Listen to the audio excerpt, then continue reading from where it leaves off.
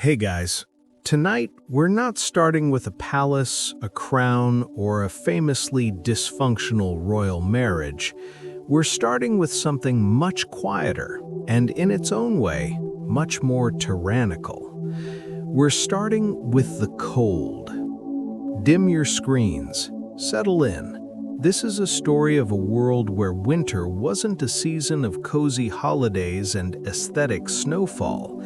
It was a profound, months-long siege, a time when the sun seemed to forget its job and the entire rhythm of life, from what you ate to what you wore to whether you'd see spring, was dictated by the deepening frost. And to understand just how brutal that siege could be, we have to talk about the climate itself, which for medieval Europe was a fickle and dramatic character in its own right. It had mood swings, grand continental-scale mood swings. For centuries, starting around the year 900, Europe basked in what historians, with their charmingly optimistic phrasing, call the medieval warm period or the climatic optimum. This wasn't a global heat wave, but in the North Atlantic region, things were noticeably milder. Winters were less severe, with fewer and lighter snowfalls. In England, they were growing vineyards hundreds of kilometers north of where you could grow grapes today. Icelandic explorers used this milder window to settle in Greenland, of all places. It was, relatively speaking, a good run, a long, deep breath before the plunge. But by the early 1300s, the air began to change. The first whispers of a different era, one we now call the Little Ice Age, started to creep in. This wasn't an unbroken 5-century-long deep freeze. Climate is never that simple, but a long period of cooling characterized by wild, violent weather anomalies. Sudden catastrophic floods, devastating hail and snowstorms, and winters that could be unspeakably, record-shatteringly cold. The chroniclers of the time, who were usually busy noting the deeds of kings and bishops, suddenly found themselves writing about the weather with a kind of terrified awe. Their records give us these stark, frozen snapshots. Take the winter of 1363 to 1364. That one was a masterpiece of misery. Major rivers and lakes across mainland Europe froze solid. The Rhine River in Germany was icebound for a staggering 70 days. It was so deeply frozen that the people of Cologne held an actual market on the ice. Just picture that, a bustling medieval market not on a muddy town square, but on a river so cold it had become stone. Down south, in regions that were supposed to be the gentle, balmy counterparts to the north, the shock was even greater. The shores of the Atlantic near Bordeaux, France, froze. The Venetian lagoon turned to ice. The Rhone's estuary, a gateway to the Mediterranean, solidified. In central Italy, a chronicler wrote of a snowfall in 1359 so extraordinary that the snow was thrown from roofs into the streets just to stop the buildings from collapsing, which then trapped people in their own homes for days. Another report claims the snow in Bologna rose to 18 feet. That's not a picturesque dusting. That's a natural disaster you have to dig out from with a spoon for weeks. This shift from the warm period to the Little Ice Age frames everything. It's the backdrop against which every struggle for warmth, every desperate act of food preservation, and every moment of winter joy was set. The crisis of the late Middle Ages, a perfect storm of famine, plague, and warfare that defined the 14th century, coincided almost exactly with this climatic downturn. The Great Famine of 1315 to 1317, which may have killed over 10% of the population in parts of northwest Europe, was kicked off by years of cold, incessant rains that ruined harvests. So when we talk about medieval winter, we're not talking about a brisk December. We're talking about a fundamental, life-threatening force that shaped society at its core. And who felt this force most acutely? Not the king in his drafty stone palace, though he was certainly uncomfortable. No, it was the vast, anonymous mass of the peasantry, who made up the overwhelming majority of the population. Their winter was a different beast entirely. Their calendar, often beautifully illustrated in the prayer books of the wealthy, shows a story of a grinding seasonal rhythm. In these books of hours, the month of December isn't shown with snowy landscapes. It's shown as barren, with naked trees and cold brown tones. The activity depicted? The slaughter and butchering of pigs. This wasn't a festive ham for a holiday feast. This was grim, calculated survival biology. Pigs that had been fattened on autumn acorns were now at their peak, and they represented a crucial stockpile of protein and fat that had to be processed to last for months. Every part of the animal was used. The meat was salted and cured into hams and bacon. The blood was collected for black pudding. The entrails were processed. This was collective, smelly, vital work. It was the first, loudest line of defense against the hunger that the long, dark months would bring. After the slaughter came the strange stillness of deep winter captured in the calendar pages for January. Here, finally, the artists painted their immaculate snowscapes against clear blue skies. And in these scenes, the usually busy peasants are resting for once. They're shown warming their feet by a fire, sharing a meal indoors. It conveys an impression, as one historian notes, of coldness, stillness, and a slowing down of activities. But this wasn't a vacation. It was a necessary pause, a conserving of energy, because the firewood was finite, the stored food was slowly dwindling, and outside, the world was locked in a silent white fist. Of course, the artists sometimes took a more playful route. There's a lovely illustration from the Hours of the Duchess of Burgundy, made around 1460, that shows a city scene with adults and children engaged in a full-on snowball fight. It's a delightful, humanizing little scene, until you notice the irony the historian points out. None of the people are wearing weather-appropriate clothes.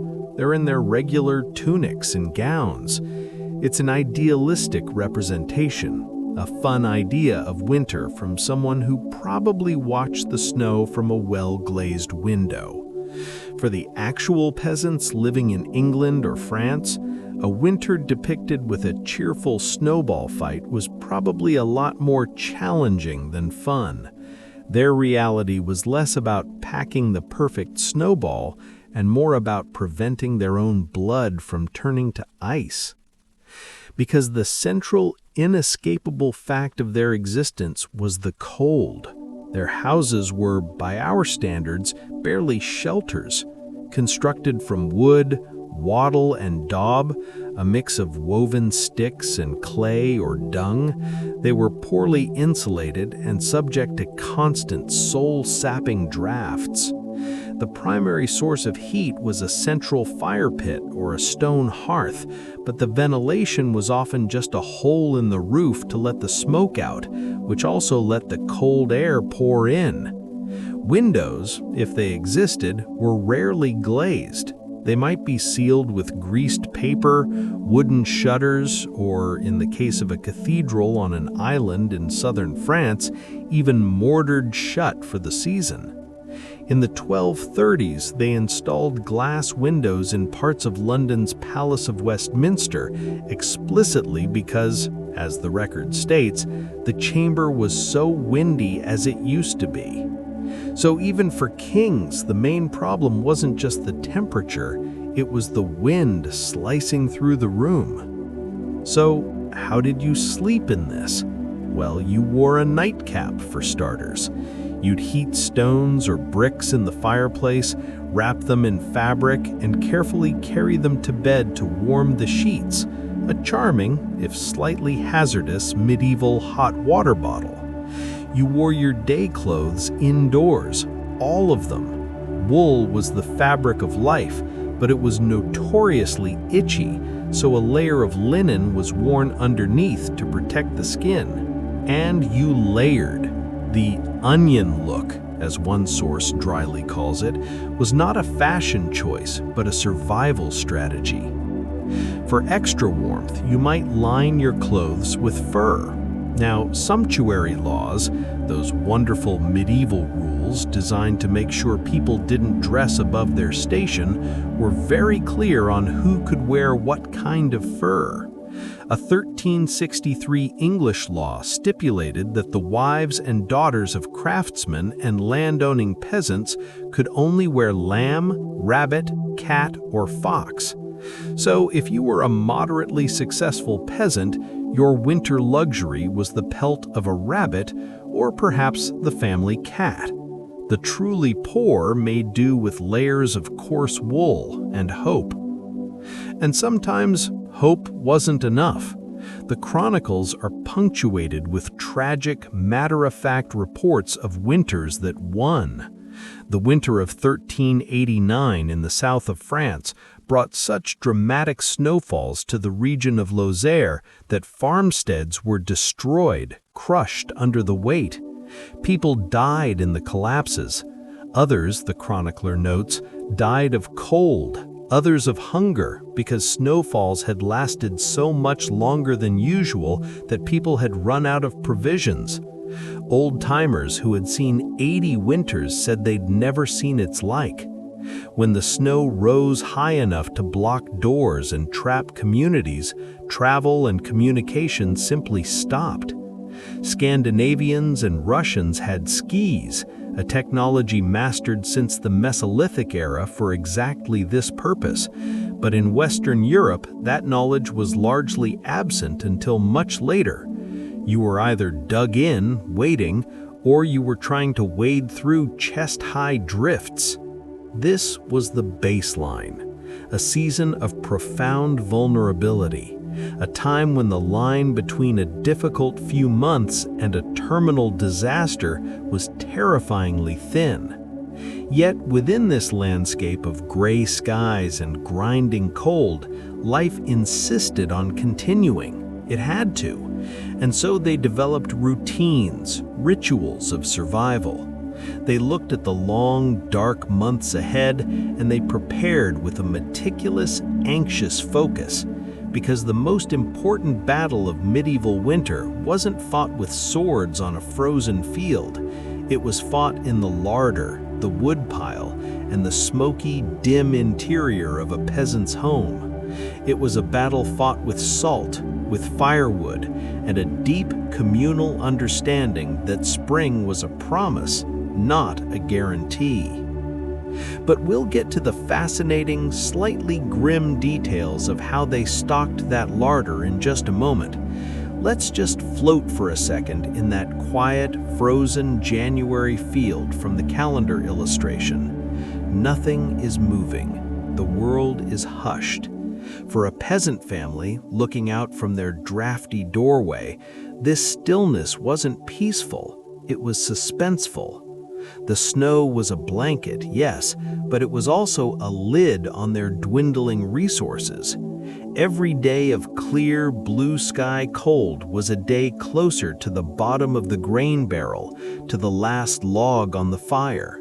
Their entire winter was a long, slow exhale, waiting to see if they had enough air left to make it to the first inhale of spring. And what they chose to put in that grain barrel and how they kept it from spoiling is a story of medieval ingenuity, limited options, and a diet that would make a modern food blogger weep.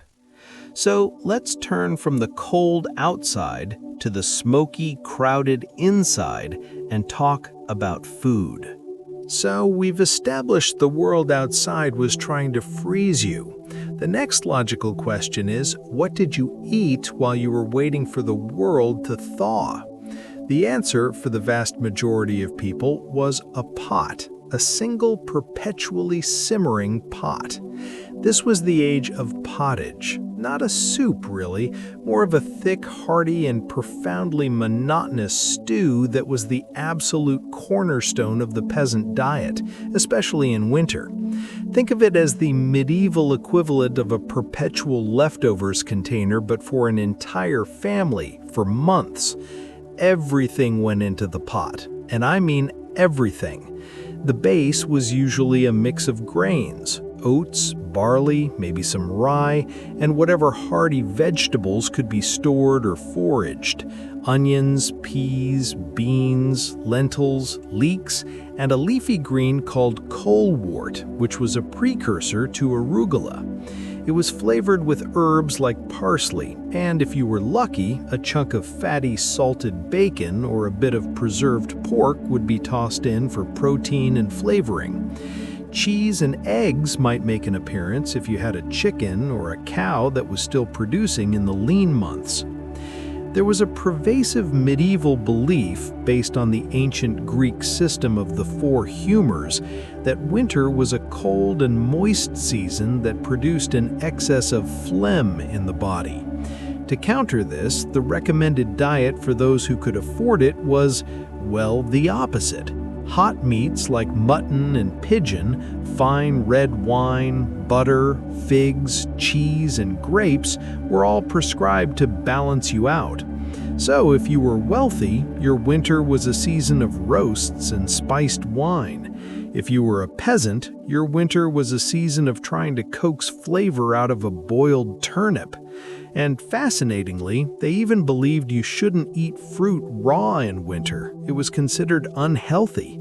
So if you had any precious stored apples or pears, they went into the pottage too, creating a truly interesting savory sweet mush.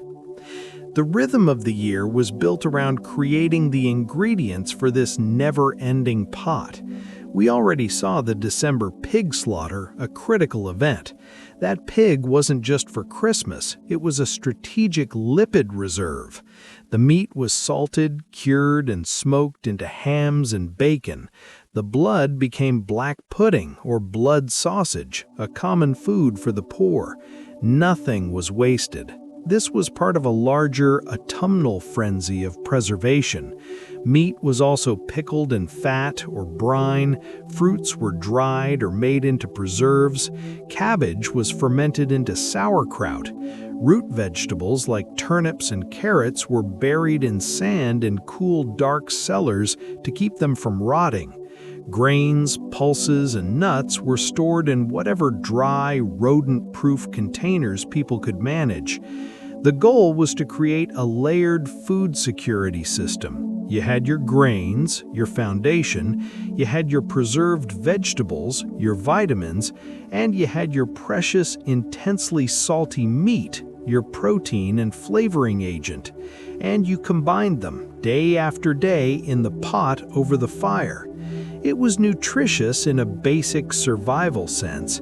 It was warm, which was half the battle, but it was also, one must imagine, soul-crushingly boring. Variety was not the spice of life, salt was, and you used a lot of it. Because preservation was everything, refrigeration was a distant dream of a future they couldn't conceive of. Their enemies were mold, rot, and scavengers. Their primary weapon was salt. They used two main methods: dry salting, where food was literally buried in salt, and brine curing, where it was soaked in heavily salted water. Smoking over a wood fire also helped, drying the meat out and coating it in preservative chemicals from the smoke. This is why so much medieval meat is described as salted or cured. It had to be. A fresh roast in February was an impossible luxury for 95% of the population.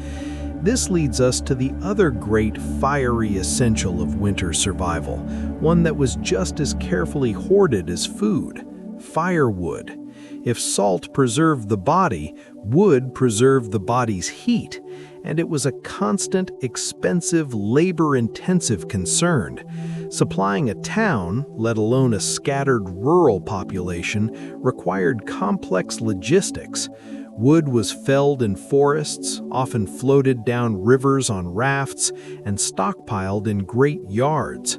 The cost of firewood could consume a huge portion of a poor family's income. For the truly destitute, the winter task was not chopping logs, but scavenging for brushwood, broken branches, and any other combustible material they could find.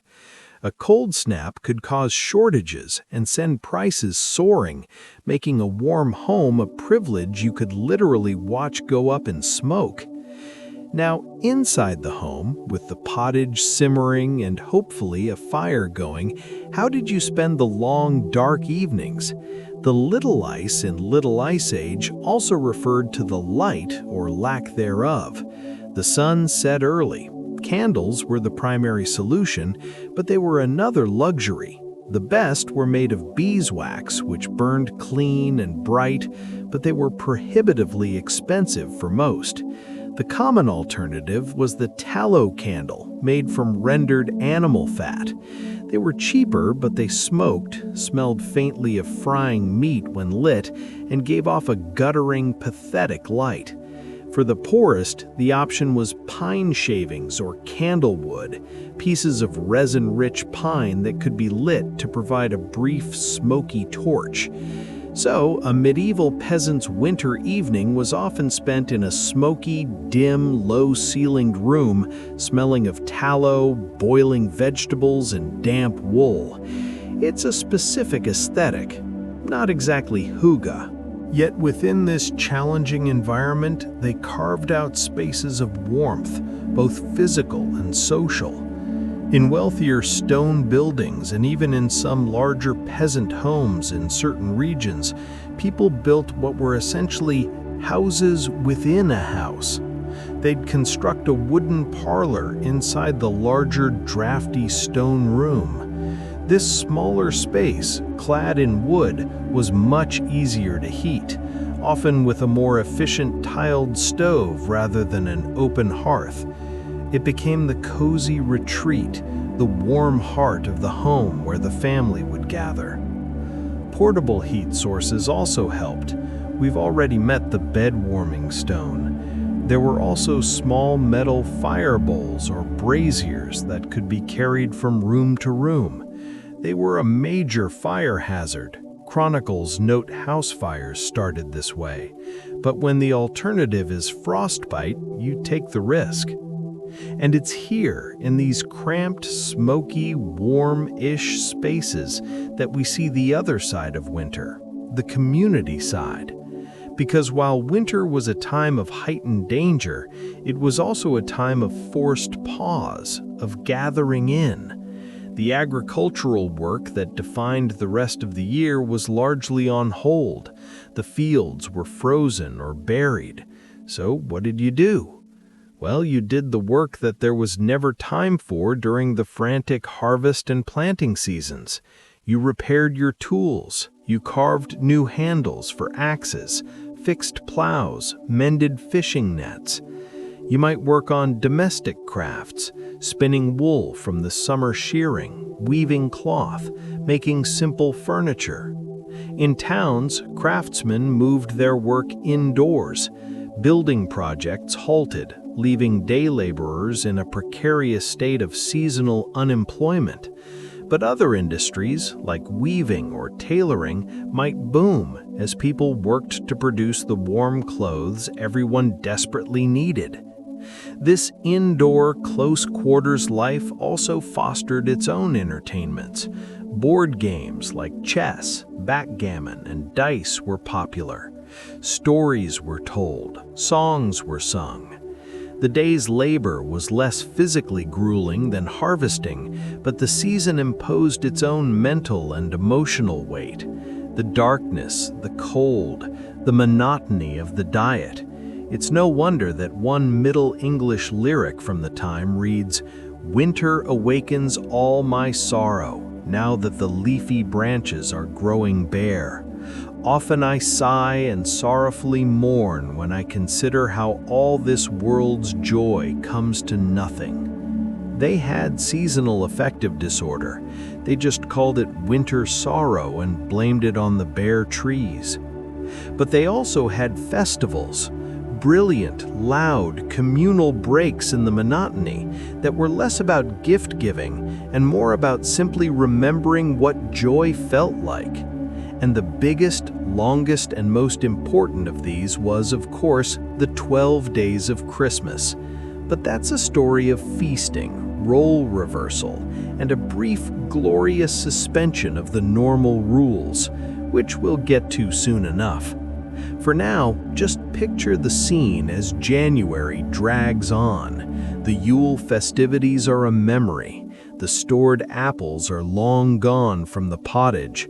The bacon is getting down to the last rock-hard end. And outside, the world remains white and silent. The next major task on the horizon isn't planting, it's just making it to February. And for that, you needed more than stored food. You needed the right clothes. You needed to be a walking fortress against the wind. So let's talk about medieval winter fashion, where wool was king, fur was a legal battlefield, and looking good was far less important than simply not dying. All right, so you've got your smoky fire and your eternal pottage. The next layer of defense, quite literally, was what you wore. In a world without central heating, your clothing wasn't just attire, it was your personal portable insulation system, your survival suit. Forget about single heavy coats for a moment. The medieval strategy was all about layers. Modern outdoor enthusiasts call it layering, medieval peasants just called it getting dressed, but they were masters of the concept. Historians sometimes refer to this as the onion look.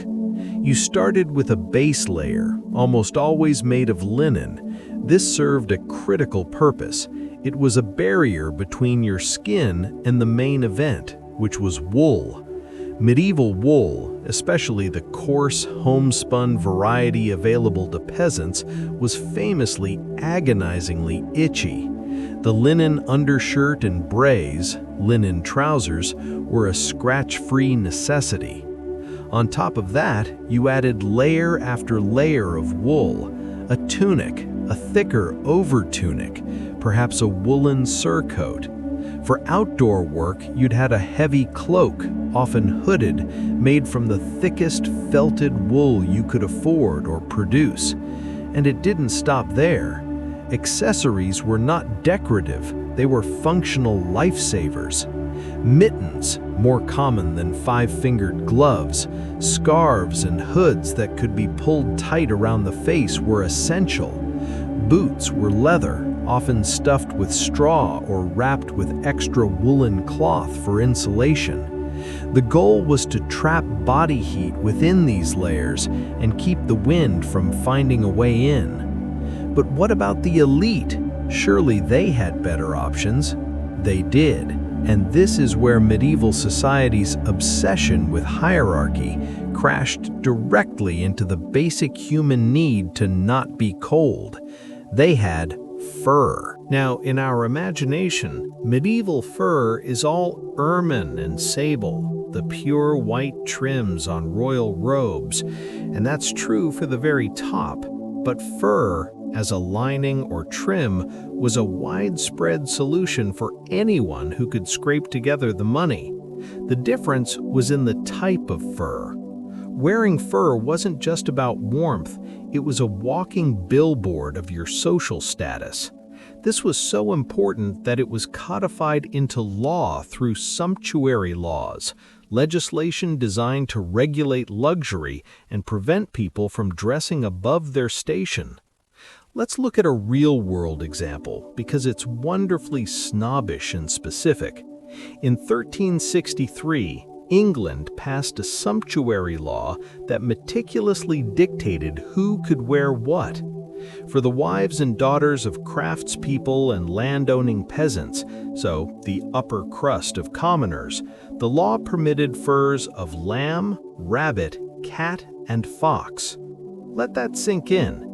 Your winter fashion highlight, the pinnacle of what you were legally allowed to aspire to, was to line your hood with cat. Not even a specific fancy cat, just presumably the local mouser once he'd outlived his usefulness.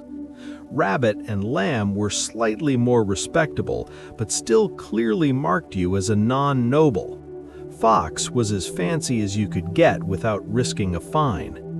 Meanwhile, the gentry and aristocracy had access to squirrel, a very common lining fur, otter, and the more exotic imports. The truly royal could swan about in ermine, winter stoat, sable, or marten. The message was clear. Your rank determined not just your political power or your land, but the very animals you were allowed to cuddle up to for warmth.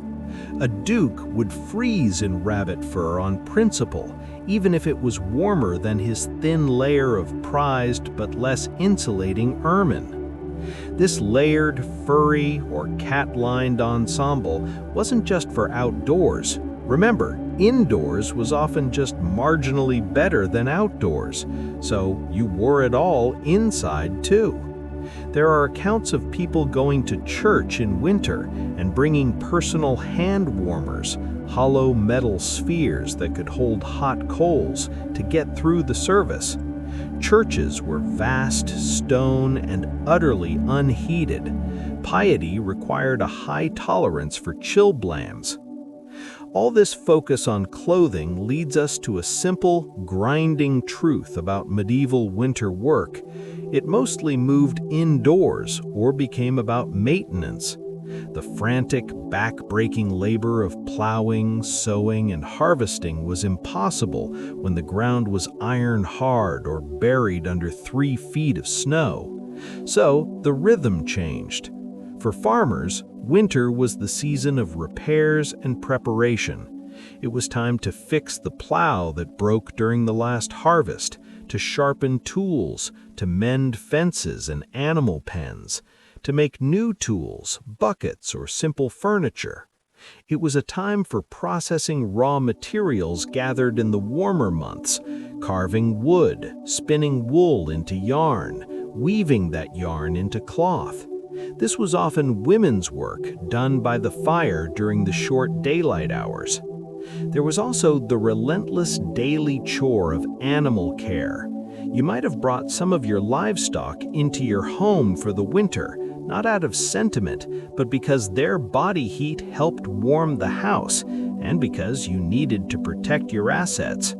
So your living room might also house a cow, some chickens, or a sheep or two.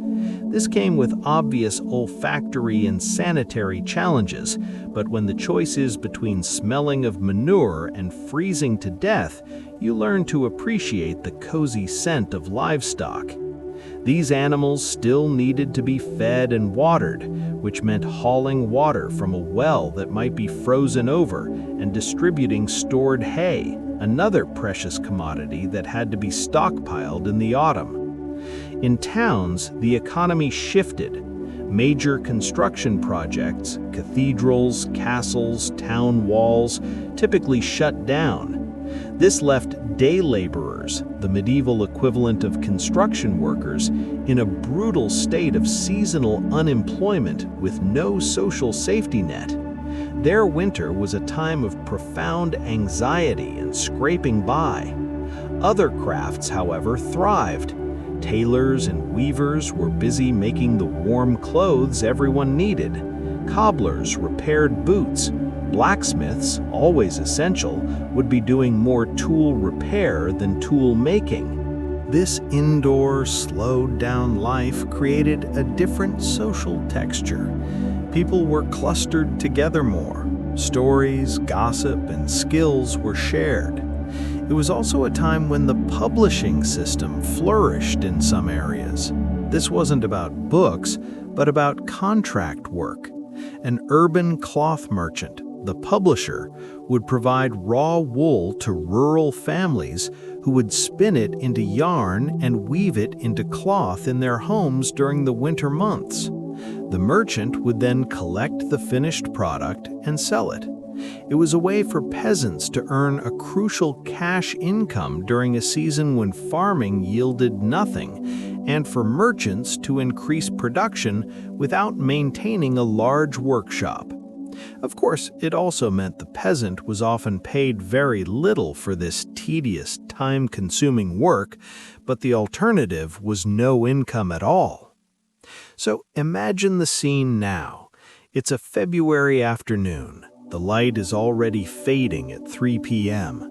Inside a peasant's home, it's dim, lit by a single stinking tallow candle. The air is thick with smoke from the hearth and the smell of wet wool, animal, and simmering pottage. In one corner, a woman spins wool into an endless thread. By the fire, a man carves a new handle for a hoe. A chicken clucks softly from the shadows. It's a picture of industry, but it's a quiet, contained, interior industry. The excitement and expansiveness of summer are gone, replaced by a focused, close-to-the-chest perseverance. And yet, even in this gray world, they found ways to introduce flashes of light, noise, and pure, silly fun. Because humans, even medieval ones freezing in cat fur, will get bored. And when they get bored, they have snowball fights. They go ice skating on bones. And they invent holidays that involve dressing up as wild men and parading through the frozen streets. The need for joy wasn't seasonal, it was a year-round requirement, and they met that need with a medieval flair that could be both charming and deeply, deeply weird.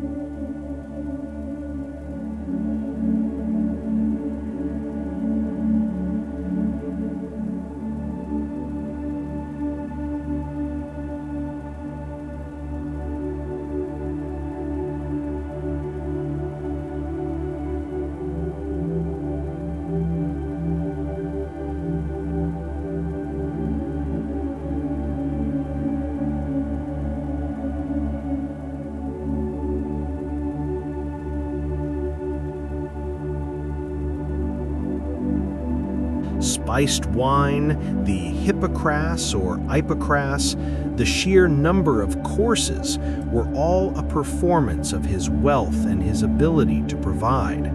For the attendees, it was a rare chance to eat fresh roasted meat, drink better ale, and momentarily step into a world of plenty. But it wasn't all polite feasting. This period was famous for its role reversal and misrule.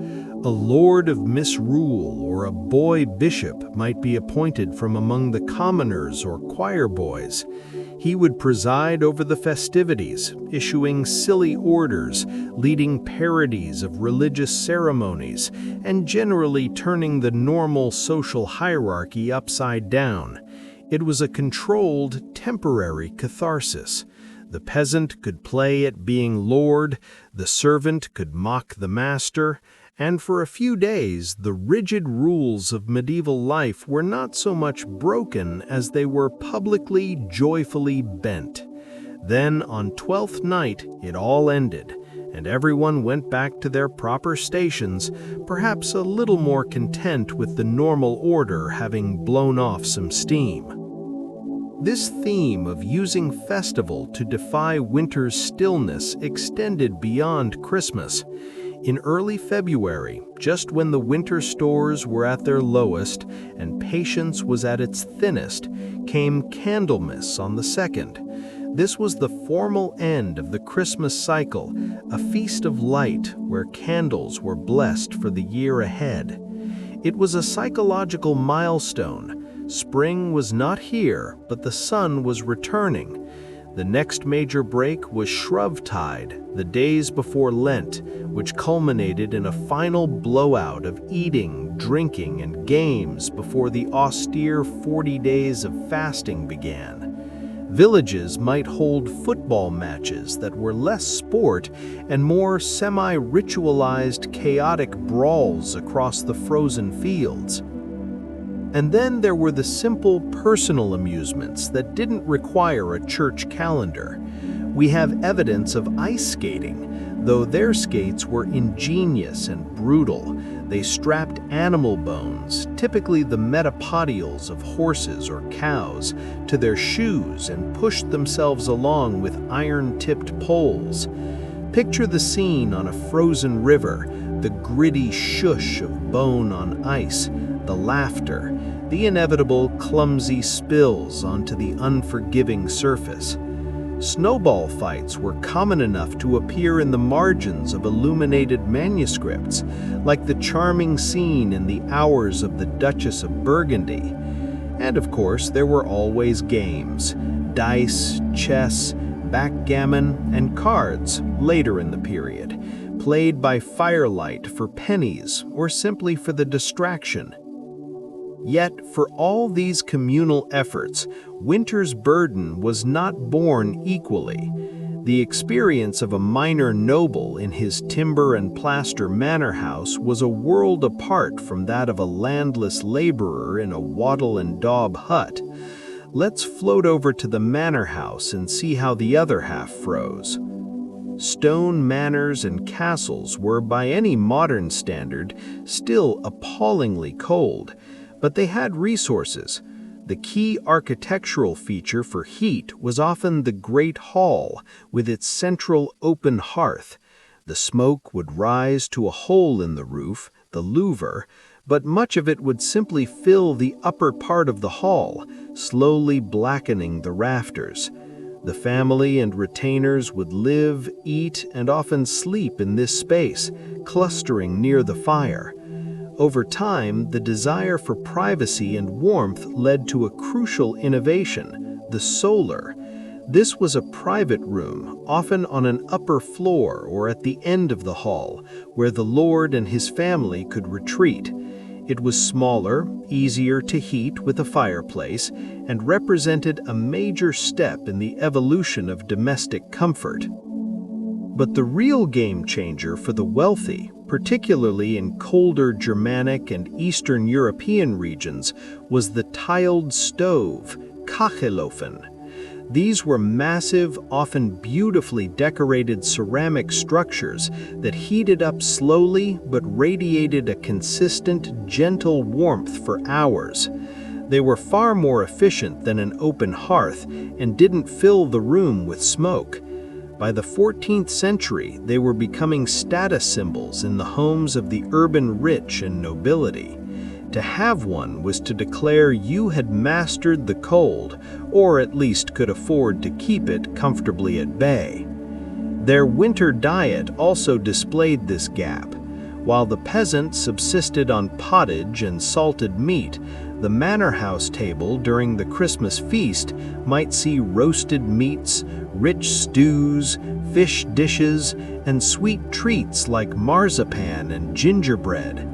Exotic spices, pepper, cinnamon, cloves, saffron were used not just for taste, but to show off wealth and connections to far-flung trade routes. Drinking warm, spiced wine, Ypocris or glühwein, was a seasonal luxury that served the dual purpose of heating you from the inside and showing you had the means to import wine and sugar. The peasant looked forward to a fleeting feast. The noble expected a season of feasting. This divergence in experience created a fascinating psychological divide. For the peasant, winter was a time of anxious conservation. For the noble, it could be a time of expansive leisure, hunting on horseback over the snow if the weather permitted, hosting guests, playing chess, listening to minstrels. Their winter sorrow was more likely born from boredom or isolation in a remote castle, not from the gnawing fear of an empty larder. This all builds towards the final, slow turn of the season. The weeks after Candlemas were a time of watching, waiting, and interpreting signs. The medieval world was deeply attuned to natural omens. The weather on Candlemas itself was prognosticated. If Candlemas Day be fair and bright, winter will have another flight. If Candlemas Day be clouds and rain, winter is gone and will not come again. They looked for the behavior of birds, the budding of certain trees, all trying to glean whether the siege would lift early or drag on into a deadly, hungry spring. And as the grip of the frost began, imperceptibly at first, to loosen, the rhythm of life began its slow pivot back outward. The final part of our long, cold night is about that transition, not a sudden explosion of spring, but a cautious, muddy, hopeful re-engagement with the world outside the door. The ice on the river would begin to groan and crack. The first tentative green shoots would appear where the snow had retreated, and the perpetual pottage would at long last start to see the introduction of a new, fresh ingredient, expectation. The transition out of deep winter was not an event, it was a process, slow, messy, and fraught with its own dangers. There was no single day when everyone threw open their shutters and declared the ordeal over. Instead, there was a creeping series of small, vital changes. The world didn't suddenly become green, it first became wet. The thaw was a phenomenon that could be as destructive as the freeze. As temperatures grudgingly rose, the immense weight of snow and ice began to melt. This could lead to catastrophic flooding. Rivers, swollen with meltwater and blocked by ice jams, could overflow their banks with terrifying force, washing away bridges, mills, and low-lying homes. Chroniclers recorded these floods with a sense of helpless awe, another demonstration of nature's power over human plans. The same Rhine that hosted cheerful winter markets could become a torrent of destruction in March. And then came the mud. Medieval roads, at the best of times, were terrible. They were unpaved tracks that turned into quagmires with any rain. Now imagine those tracks after months of frost had broken up the soil, followed by a gradual melt that saturated the earth. Roads became impassable bogs. Travel, which had been hindered by snow, was now halted by mud. This period of being miry or dirty was a recognized, frustrating stage of the year, isolating communities and delaying the movement of goods and news. A cart loaded with the last of the grain reserves could sink to its axles, a disaster for a village waiting for replenishment. But within this damp, brown, unstable world, the first signs of life insisted on appearing. This was the time for herb gathering. Before the fields were ready for planting, certain hardy plants would emerge. People, especially women with deep folk knowledge of plants, would venture out to collect nettles, dandelions, sorrel, and other early greens. These weren't just for the pottage, they were a crucial source of vitamins after a monotonous winter diet, a natural remedy for the scurvy and malaise that could set in. They were the year's first fresh food, bitter and vibrant. This was also the season of maple and birch sap harvesting in northern regions. By tapping trees, communities could collect a sweet, watery sap that could be drunk fresh or boiled down into a syrup. It was a fleeting, precious source of sugar and nutrients. The forest, so long a place of bare branches and silence, began to offer its first gifts. The agricultural calendar, which had lain dormant since autumn, began to stir. The first major outdoor task was often plowing and preparing the fields for the spring planting of oats, barley, peas, and beans. This was back-breaking, essential work. The success of this planting would determine whether the next winter would be one of anxiety or relative security. It was a race against time and weather, requiring every able-bodied person. Oxen, carefully kept alive through the winter, were put back to the yoke. The sight of the plow turning over the cold, dark earth was a powerful symbol of hope and renewal. And for the peasant, this shift from indoor maintenance to outdoor labor was a physical and mental watershed. The endless, close-quarters sameness of winter was broken. The world got bigger again, even if it was a bigger world of mud and hard labor. The rhythm of life was no longer dictated by the conserving of resources, but by the investment of energy into the future. This transition was meticulously tracked and sanctified by the church calendar. After the revelry of Shrovetide came the austerity of Lent, the 40 days of fasting before Easter. This was not a coincidence. Lenten restrictions, no meat, dairy, or eggs, aligned perfectly with the lean time of year when winter stores were depleted and spring abundance had not yet arrived. The religious practice dovetailed with harsh economic reality. By the time Easter arrived, usually in April, the world had often truly turned. Fresh greens were more available, the first lambs were born, and the fast could be broken with a celebratory feast that felt earned in more ways than one. The changing light was perhaps the most profound psychological shift. The days grew noticeably longer. The weak, low winter sun gained strength. The architecture of light within buildings changed.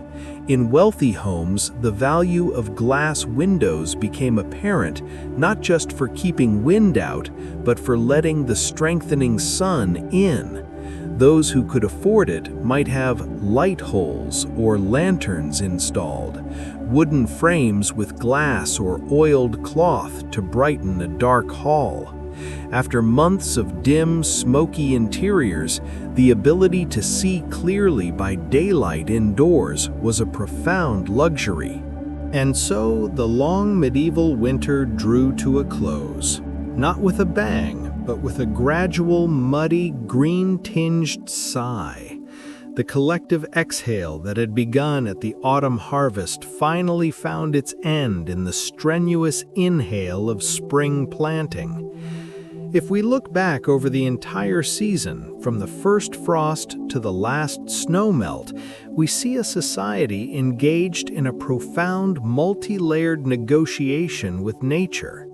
Their winter was a test of preparation, fought in the autumn with salting tubs and wood axes.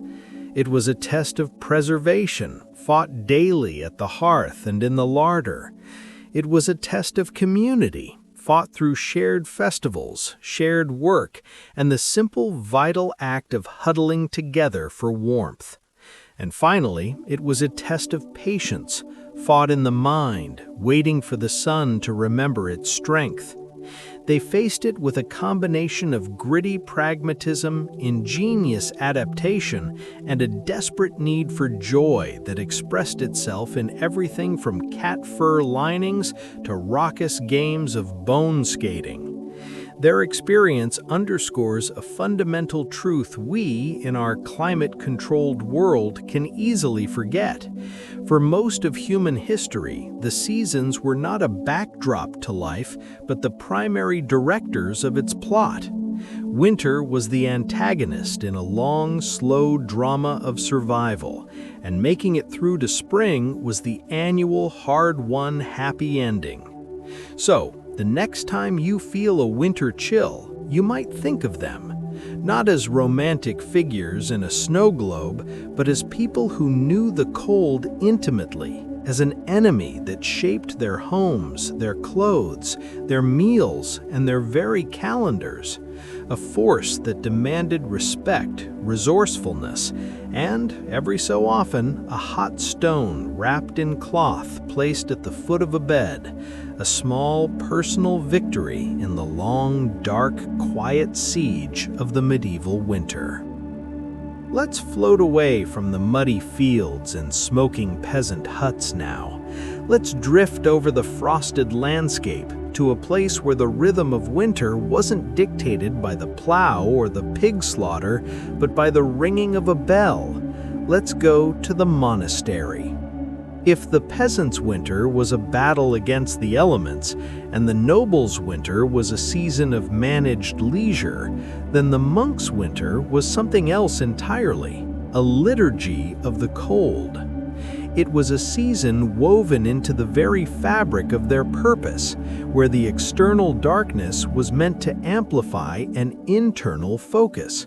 Of course, they still had to deal with freezing toes and dreary meals, but they framed it all as part of a divine seasonal discipline. The first thing to understand is that the monastic day was a candle-based economy. Their entire schedule, from the pre-dawn hours to the evening, was marked by the office, the 8 canonical hours of prayer. In winter, the most profound shift occurred with the night office, matins. In summer, it might be said in the middle of the night. But in the depth of winter, the rule of Saint Benedict, the blueprint for Western monasticism, allowed for a practical adjustment. It states that the winter schedule should be arranged so that matins concluded at the 8th hour of the night, that is, with dawn still far off, allowing the brothers to wait for daylight in a reasonable way. Translation: even monks dedicated to rising in the dark to praise God found a medieval winter night to be exhaustingly, punishingly long. So they tweaked the divine schedule. Because frostbite was probably not considered a holy sacrifice. Imagine the scene. A bell shatters the silence of a frozen 2 a.m. In the icy dormitory, monks rise from their straw mattresses. They shuffle, shivering through dark stone cloisters to the church, which is even colder. Their breath hangs in the air before them. They take their places in the choir stalls, and by the light of a few precious candles, they begin to chant the psalms. The words of the Venite, "Come, let us sing to the Lord," echo in a vaulted space so cold the ink might freeze in the well. This was the reality. Piety conducted with chattering teeth. One can't help but wonder how many silent prayers were not for the salvation of souls, but for the speedy arrival of lauds and a return to bed. The monastery was, in theory, a self-sufficient world, and winter put that ideal to the test. The agricultural labor that occupied them for much of the year, tending vineyards, fields, and orchards, slowed or stopped, but the animals still needed care. The Benedictine rule specifically notes that in winter, the brothers should arise for matins after a more leisurely sleep because their nature required it in the cold season. Even the rule acknowledged that human biology had limits against the chill. With outdoor work reduced, winter became the season of indoor crafts, and most famously, the scriptorium. This is the image we all have: robed monks bent over parchment, painstakingly copying texts by the gray light of a window, their fingers stiff with cold. And it's largely accurate. The scriptorium was often one of the few heated rooms, aside from the kitchen and the calefactory or warming room. Here, the intellectual work of the Middle Ages progressed. They copied not just Bibles and prayer books, but works of history, philosophy, and science. A medieval joke of sorts survives in the margins of some manuscripts, small drawings of little men warming their hands over a fire, or notes complaining of the cold. In the St. Albans Psalter, a monk sketched a simple, poignant line in the margin. "Oh, how hard it is to write! It bows the back, dulls the mind, and causes pain in the ribs and stomach." Now imagine adding, "and it's so cold the ink is thick as tar," to that complaint. The monastic diet, always simple, became even more austere in winter. From the 14th of September until Lent, the rule prescribed only one main meal a day. The food was typically bread, pottage, yes, they had their own version, vegetables, and on some days, cheese or fish. Meat from four-legged animals was forbidden in the cloister, a rule sometimes circumvented by building special dining halls outside the cloister proper, where the monks could technically eat meat outside the sacred precinct. But in winter, the fresh vegetables ran out, and the menu contracted to stored roots, beans, and grains. Fasting in the cold takes a particular kind of devotion.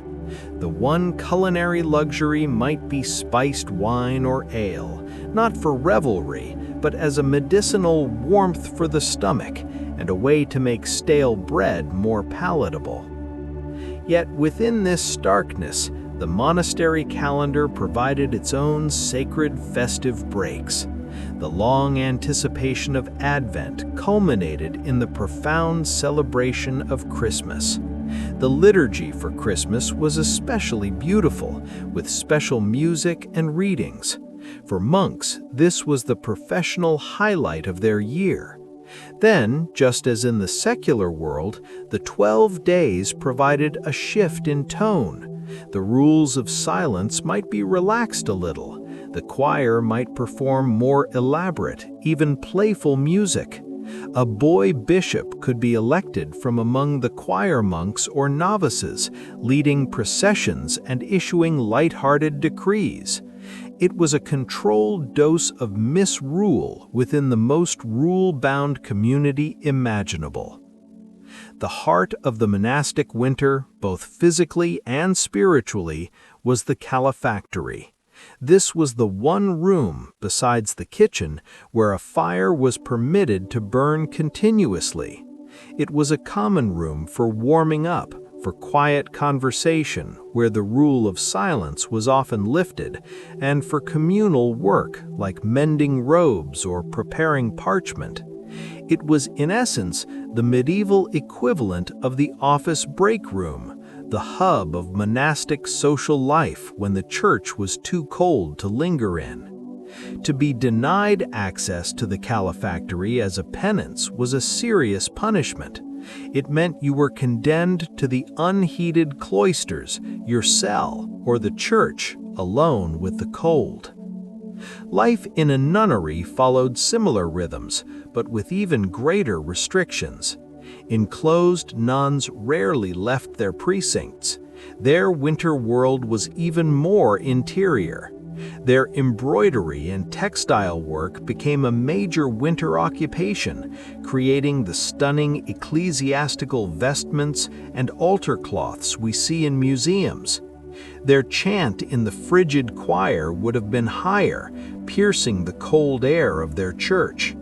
And their vulnerability was perhaps greater. Surviving records from nunneries often include desperate pleas for firewood or repairs to leaking, windy cloisters, as their male ecclesiastical superiors sometimes proved sluggish in providing for their practical needs.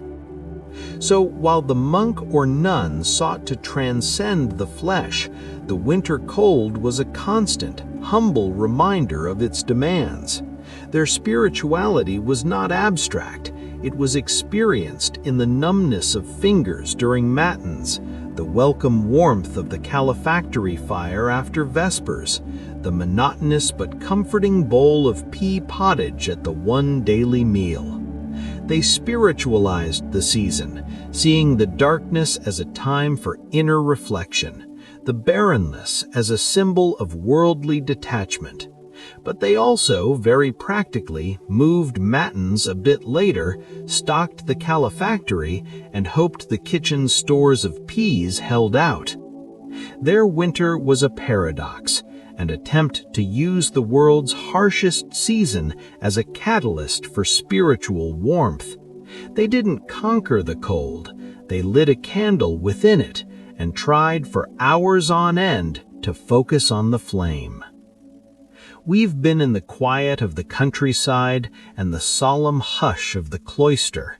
Now, let's follow a frozen track into the noise, the smell, and the utterly chaotic, shivering heart of a medieval city in winter. If the peasant's winter was defined by isolation and the monk's by ritual, the city dweller's winter was defined by compressed friction. Everything that made a city alive, the crowds, the commerce, the constant human buzz, was forced into tighter spaces under a low, gray sky, with the added soundtrack of coughing and the constant drip of icicles from thatched roofs.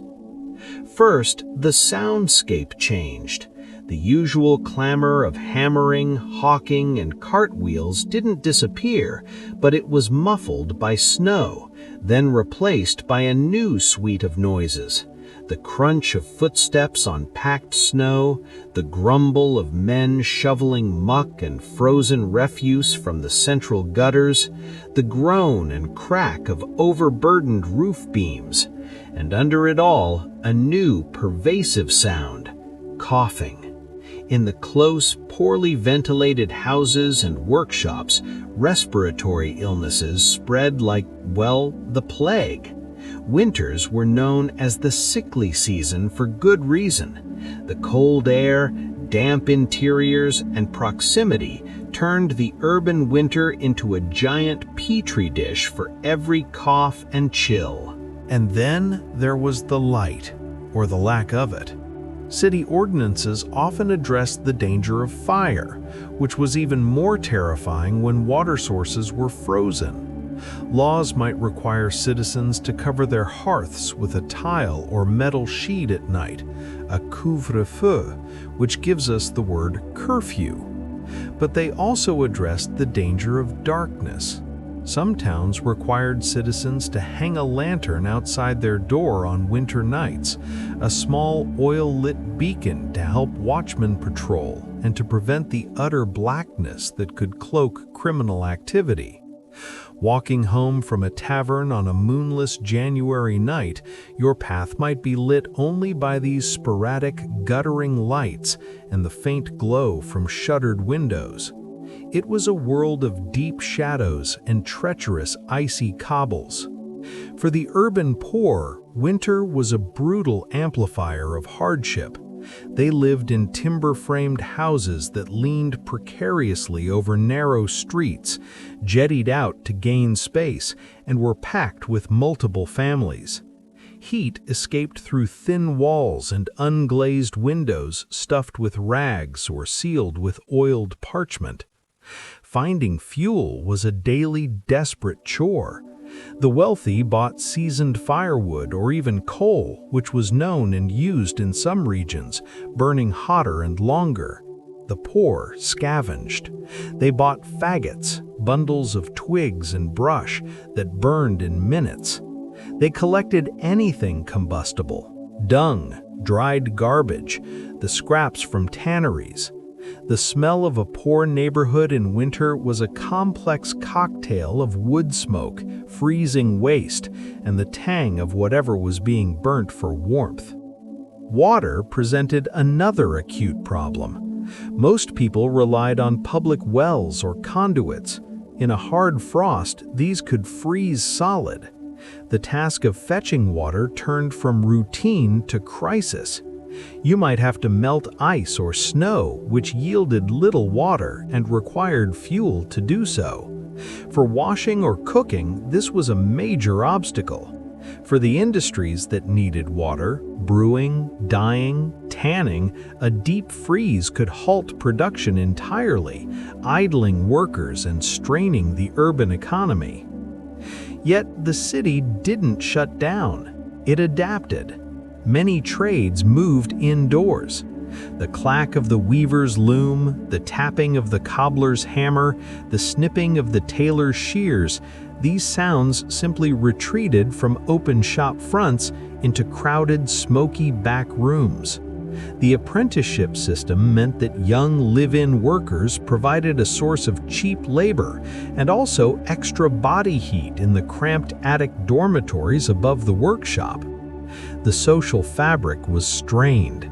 Guilds, the powerful unions of craftsmen, often had rules about working by candlelight, a fire risk, or would provide aid to masters and their families who fell sick, recognizing that a dead craftsman couldn't pay dues. For the merchant class, winter could be a time of opportunity. While land travel was often a nightmare of mud and banditry, the freezing of rivers and harbors created paradoxical new routes. We've already mentioned the markets on the frozen Rhine. In the Baltic, the formation of solid sea ice allowed for ice roads, marked tracks across the frozen sea for sledges and wagons, creating direct routes between ports and cutting weeks off journey times. It was risky, the ice could crack, but for the daring merchant, it meant getting goods to a starved market first, commanding premium prices. And then there were the winter fairs. Certain cities, like the famous Champagne fairs in France, were timed for when travel, while difficult, was at least possible on frozen ground rather than mud. These were monumental events where merchants from Italy, Flanders, and across Europe met to trade wool, cloth, spices, and luxury goods. For the hosting city, a winter fair was an economic windfall, filling inns and taverns, and requiring a massive logistical effort to feed and house thousands. It was a temporary, bustling island of commerce in the white stillness. Urban winter also had its own grimly practical sanitation crisis. In summer, the stench of waste in the streets was bad enough. In winter, it didn't decompose, it froze in place. The communal middens and open gutters became sculptural mounds of frozen refuse.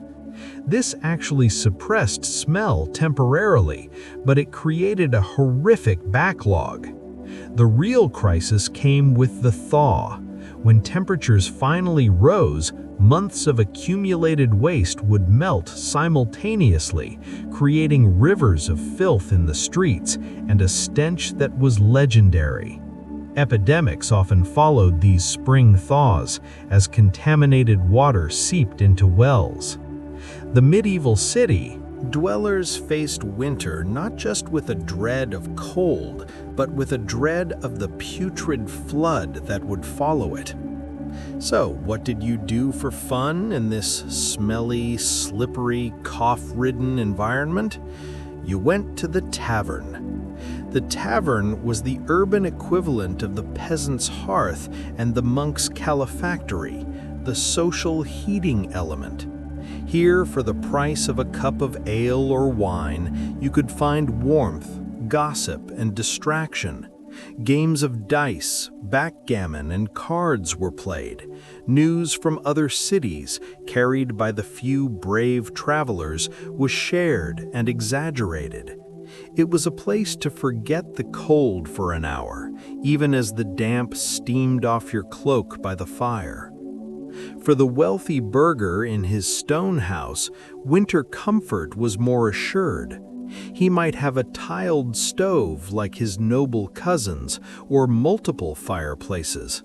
His windows might be glazed with small greenish circles of glass held in lead casements, keeping the wind out while letting precious light in.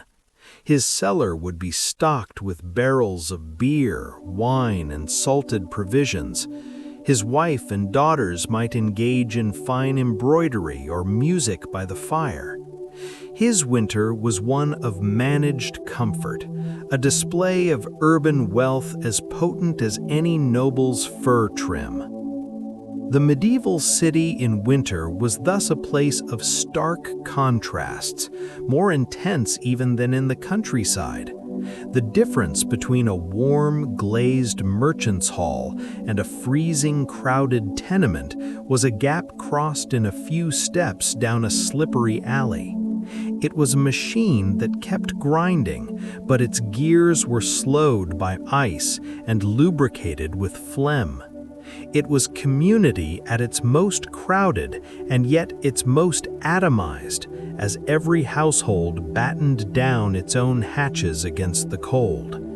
It was a reminder that civilization, for all its towers and trade, was still just a very large, very complicated village, utterly at the mercy of the sky and the sinking mercury. We've talked about how they lived, worked, and worshipped in the cold. Now let's get under their skin, quite literally, and see how they understood the very feeling of winter in their bones. To the medieval mind, winter wasn't just a weather pattern, it was a medical condition. Your body wasn't simply cold, it was in a state of profound humoral imbalance, and surviving the season required a careful regimen of food, drink, and behavior to correct it. It was a time when the physician's theories met the grandmother's remedies in a desperate attempt to keep the vital heat from sputtering out. The foundation of all medieval medicine was the ancient Greek theory of the four humors. The body, they believed, contained four fluids: blood, hot and moist; phlegm, cold and moist; yellow bile, hot and dry; and black bile, cold and dry. Health was a balance of these. Illness was an excess or corruption of one, and each season was thought to directly influence this balance. Winter, unsurprisingly, was classified as cold and moist. This meant it naturally encouraged an excess of phlegm. Think of it as the bodily expression of the season itself. The cold, damp outside produced a cold, damp sluggishness inside.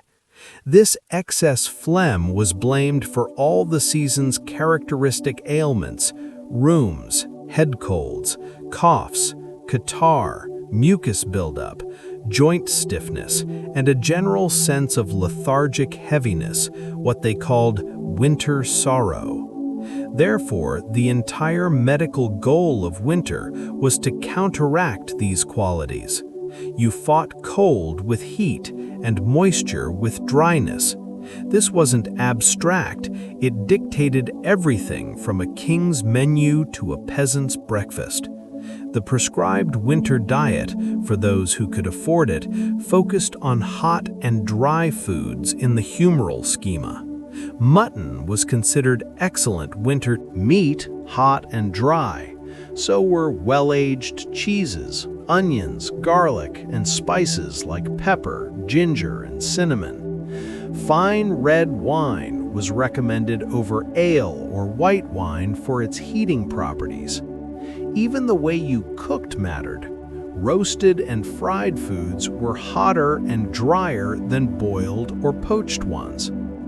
This is why the wealthy lord's Christmas feast wasn't just gluttony. It was, in his mind, preventative medicine. The spiced wine, ipocras or hippocras, made by infusing wine with ginger, cinnamon, and sugar, was the ultimate medicinal winter drink, heating, digestive, and fortifying. The rich roasted meats, the dried fruits and nuts, all were on the physician's approved list.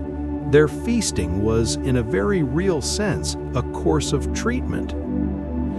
For the peasant, the medical reality was grimmer.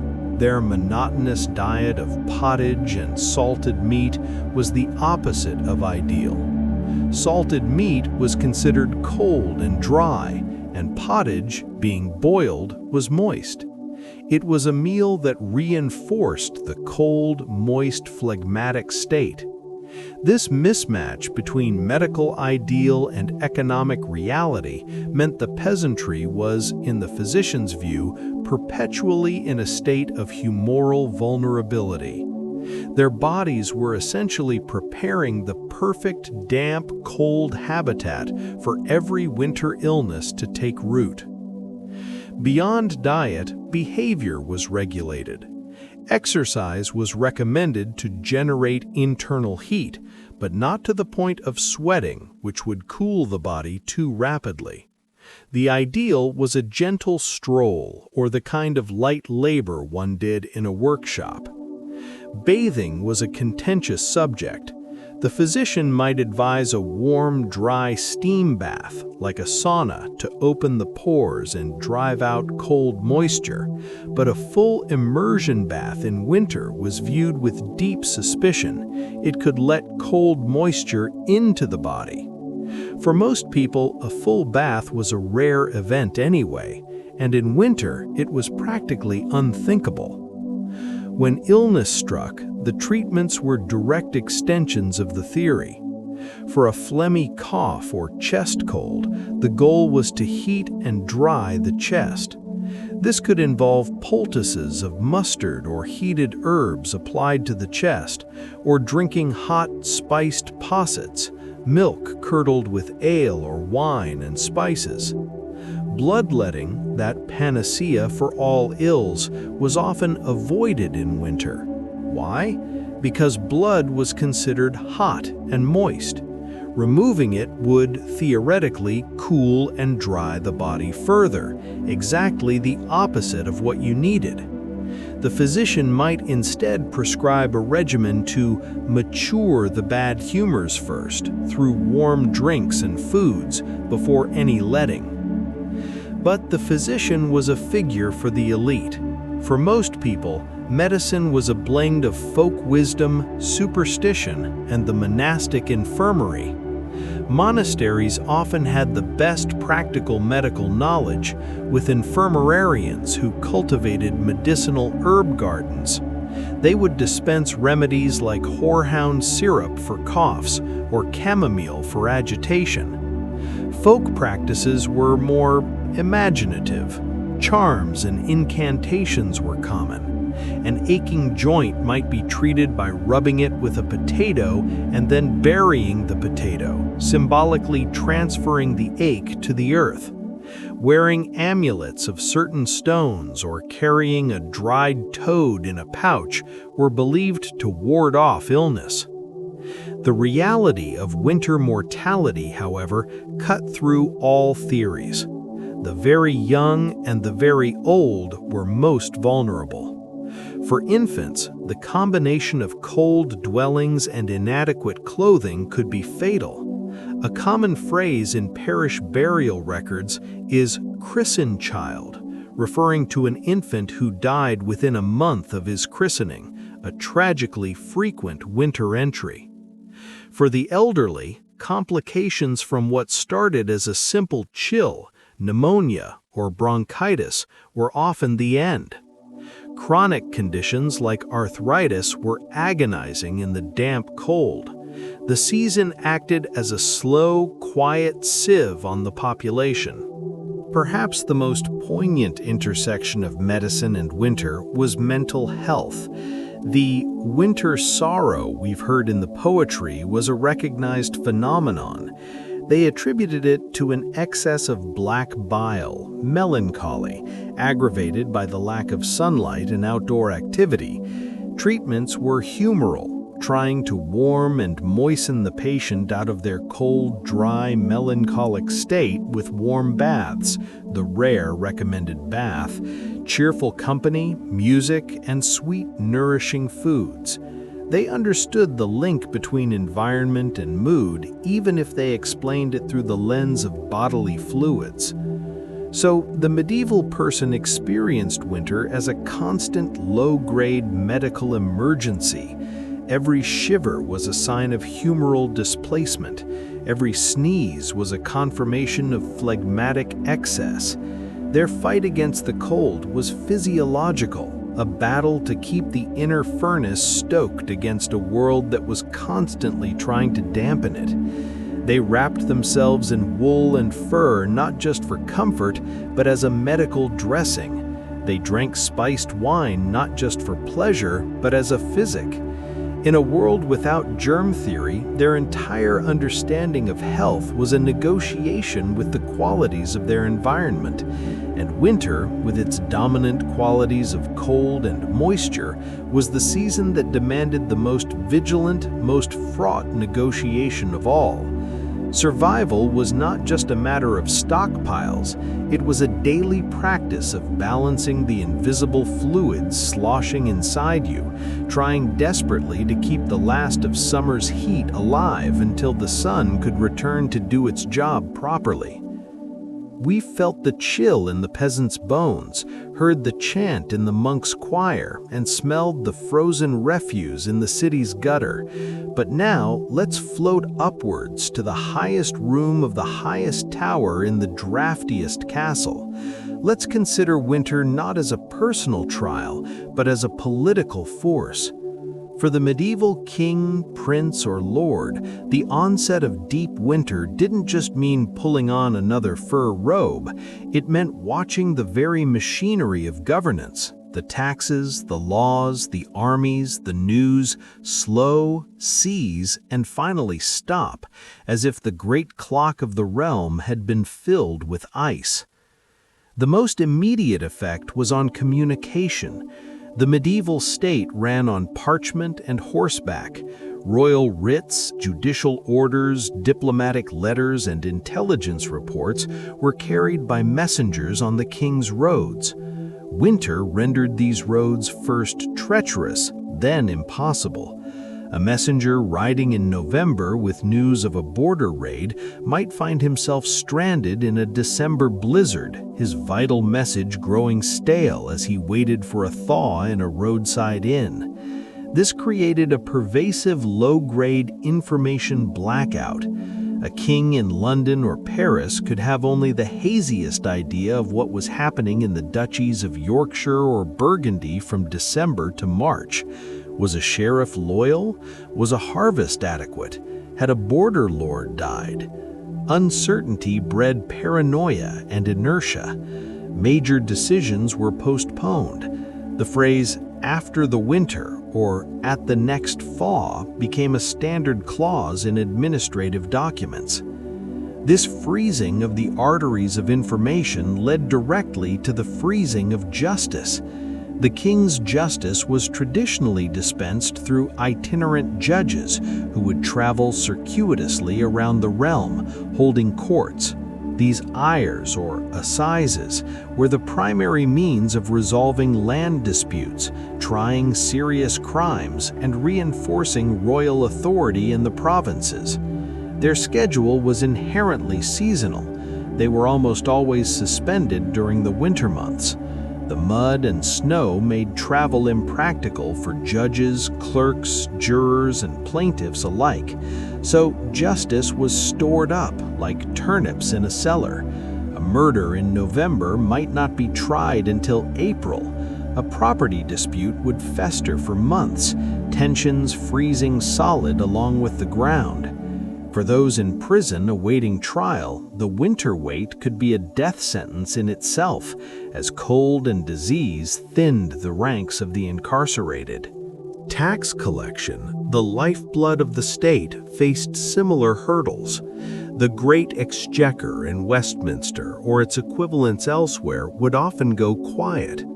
Revenues from distant shires, often collected in kind, grain, livestock after the autumn harvest, could not be transported. Coin collected by sheriffs might sit in local strongboxes until the roads were passable. This created a seasonal liquidity crisis for the crown. A king planning a spring campaign had to budget carefully, knowing his war chest might be physically inaccessible, scattered and frozen across his kingdom. This is one reason why medieval warfare, with rare and foolhardy exceptions, was a spring to autumn affair.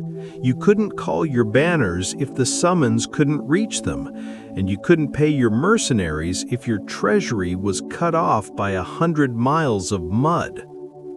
For the nobility in their provincial castles, winter enforced a different kind of politics, the politics of the hearth. With travel curtailed, the great lord and his household were thrown inward upon themselves for months.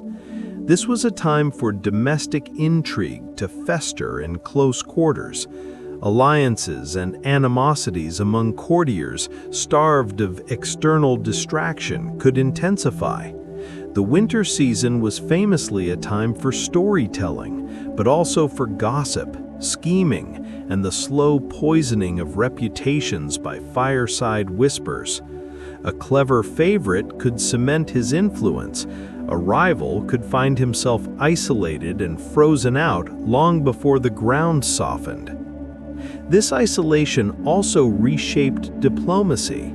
Ambassadors from foreign powers could find themselves effectively imprisoned in their host's kingdom for the season, their negotiations stretched out interminably. A peace treaty drafted in autumn might not be ratified until spring, giving all parties months to reconsider or undermine its terms. Wars could enter a state of frozen armistice, not by treaty, but by mutual meteorological incapacity.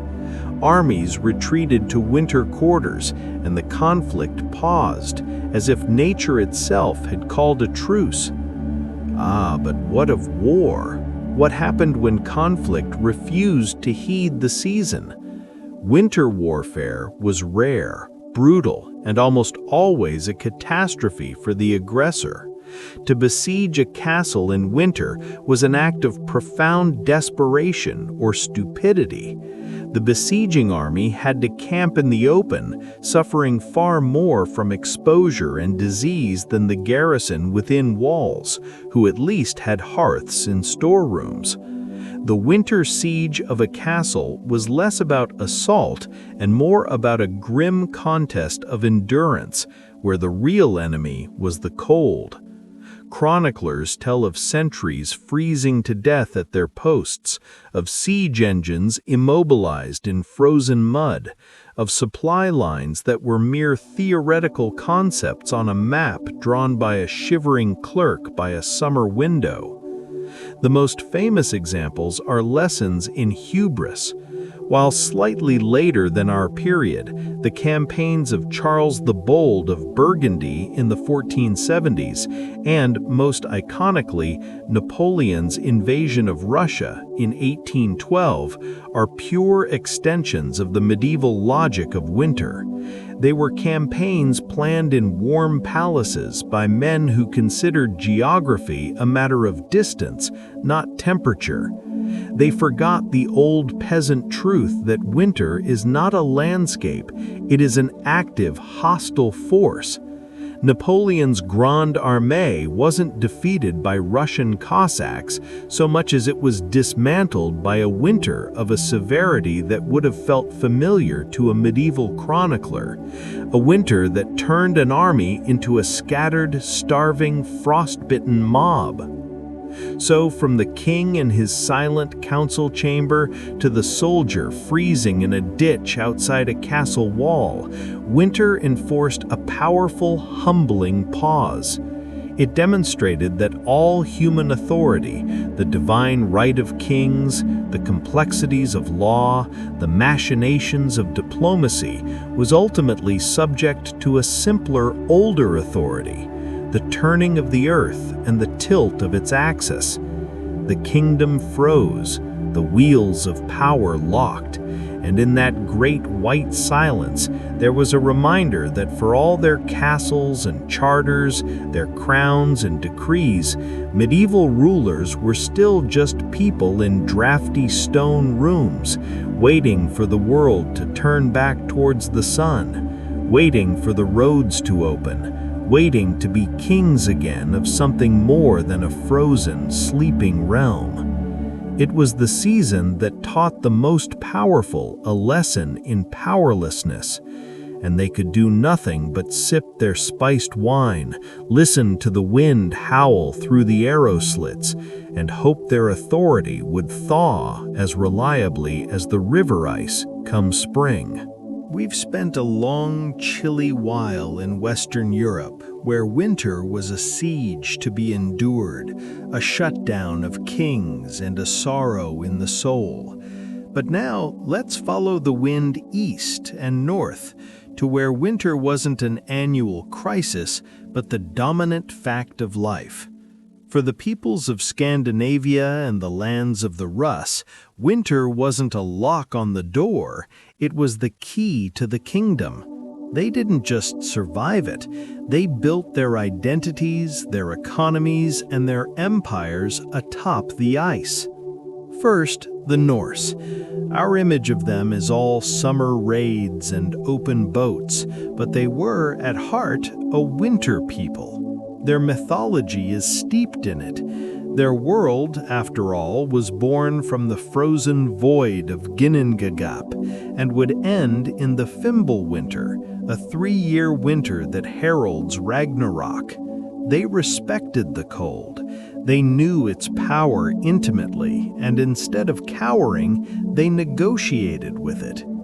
Their greatest tool was the ski, not a recreational toy, but an ancient fundamental technology. Rock carvings in Norway depict skiers from over 4,000 years ago.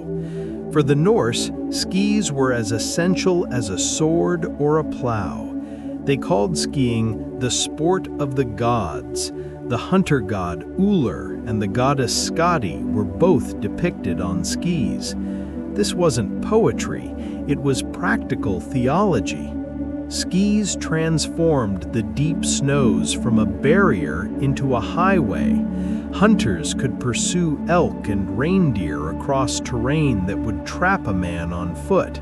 Messages could be passed between remote fjord settlements with speed. Their military mobility in winter was legendary. Medieval sagas tell of troops moving with incredible speed over snow-covered mountains, appearing where they were least expected. Then there was the ice. Frozen seas and rivers became trade routes. The Norse used sledges and ice skates made from carved horse or cattle bones strapped to their feet to travel across frozen lakes and inlets. But their true mastery was on the open winter sea. Contrary to the summer raider stereotype, some of the most daring voyages happened in winter, taking advantage of predictable, if brutal, offshore winds. They understood the sea in all its moods, including its frozen one. A frozen harbor wasn't a prison, it was a stable parking lot for your longships, protected from storm waves. Their architecture reflected this intimacy with cold. The classic longhouse was designed as a heat sink. Its central, stone-lined hearth fire burned continuously. The smoke would rise to a hole in the roof, but the thick, packed earth floors and walls, often insulated with turf, would absorb the heat, radiating it back slowly. The entire household, family, thralls, and livestock shared this space in winter, a pragmatic, smelly, and warm communal survival cell. They didn't fight the darkness either.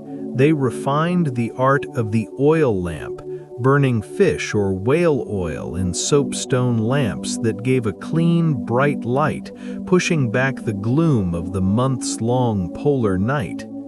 Now, let's sail east, down the river routes to the lands of the Rus, the Scandinavian-descended rulers of what would become Russia. Here, winter was even more absolute, and their adaptations were even more profound.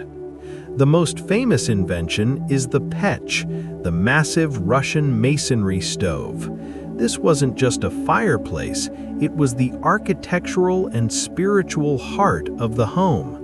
Built of brick or stone, often taking up a quarter of a main room, it was designed for thermal mass. You would fire it hot once a day, and it would release gentle, radiant heat for 24 hours. People cooked on it, slept on its upper shelves, which were warm sleeping platforms, and dried their clothes and mushrooms around it. The entire house was built around this central heat source, with small, tightly sealed windows, and often an enclosed entryway, or sini, to act as a cold air trap, so the main room never felt a direct draft. This mastery of indoor heat was paired with a ritualistic embrace of extreme cold, the banya, or Russian steam bath. This was a weekly, sometimes daily, winter ritual. In a small, intensely hot log room, water would be thrown on searing stones to create a blistering, humid steam. Bathers would beat themselves with bundles of birch twigs, fenniky, to stimulate circulation. Then, at the peak of heat, would run outside and roll in the snow or plunge into an ice hole cut in a frozen river. To the Western European mind, this was insanity, a sure path to death. To the Rus, it was a vital cycle of purification and hardening. They believed it expelled illness, strengthened the body, and prepared you for the cold outside. It was a cultural declaration. We are not victims of this cold, we are its partners. We can court its most extreme form and emerge stronger. Their travel technology was also ice-based. The vast, flat rivers of Russia, the Dnieper, the Volga, became ice roads each winter. Sledges and wagons could move goods and armies in straight lines, unimpeded by summer marshes or forests. This winter mobility was crucial for the Kievan Rus state, allowing control and taxation over enormous distances. It's said the Mongol armies later prized Russian winters for this very reason. Their mobile cavalry found the frozen rivers perfect for rapid movement. The contrast with Western Europe is stark. In England or France, a heavy snowfall was a disaster that trapped communities. In Norway or Novgorod, it was a signal to fetch your skis or hitch your sledge. Western Europe saw winter as a closing down, a time to retreat behind walls. The Norse and Rus saw it as an opening up, a time when certain forms of travel and communication became easier, faster, and more direct. This fundamental difference in perspective shaped history. It allowed Norse explorers to push farther into the North Atlantic, to Iceland, Greenland, and even tentative voyages to Vinland. It allowed the Rus to build a sprawling river-based empire that could function cohesively even in the depths of January. They didn't have a little ice age, they had the ice age as a constant neighbor, and they learned its language, its rhythms, and its uses. So, while a French peasant looked at the first snowfall with a sinking heart, a Norse hunter might look at it and think of fresh tracks to follow. While an English king fretted over his frozen tax revenues, a Rus prince might be planning a sled-borne campaign across the solid river to collect tribute. Winter for them was not a blanket that smothered the world, but a crystal bridge that connected it. They understood a truth that eluded the warmer, more fragile kingdoms to the south. You don't conquer the cold, you learn to move through it, to build with it, to even find a fierce, steaming joy in its heart. They were, in every sense, the masters of the frost.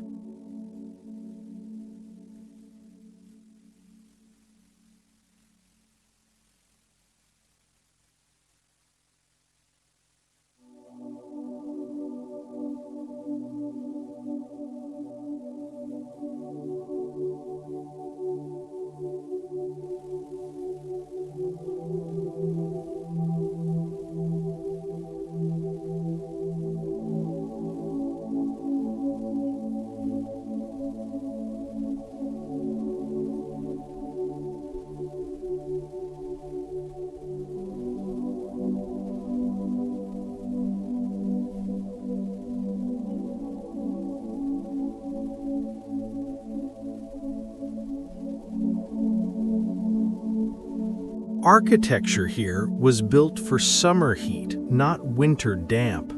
High-ceilinged rooms in stone palaces were designed for air circulation, making them impossible to heat effectively.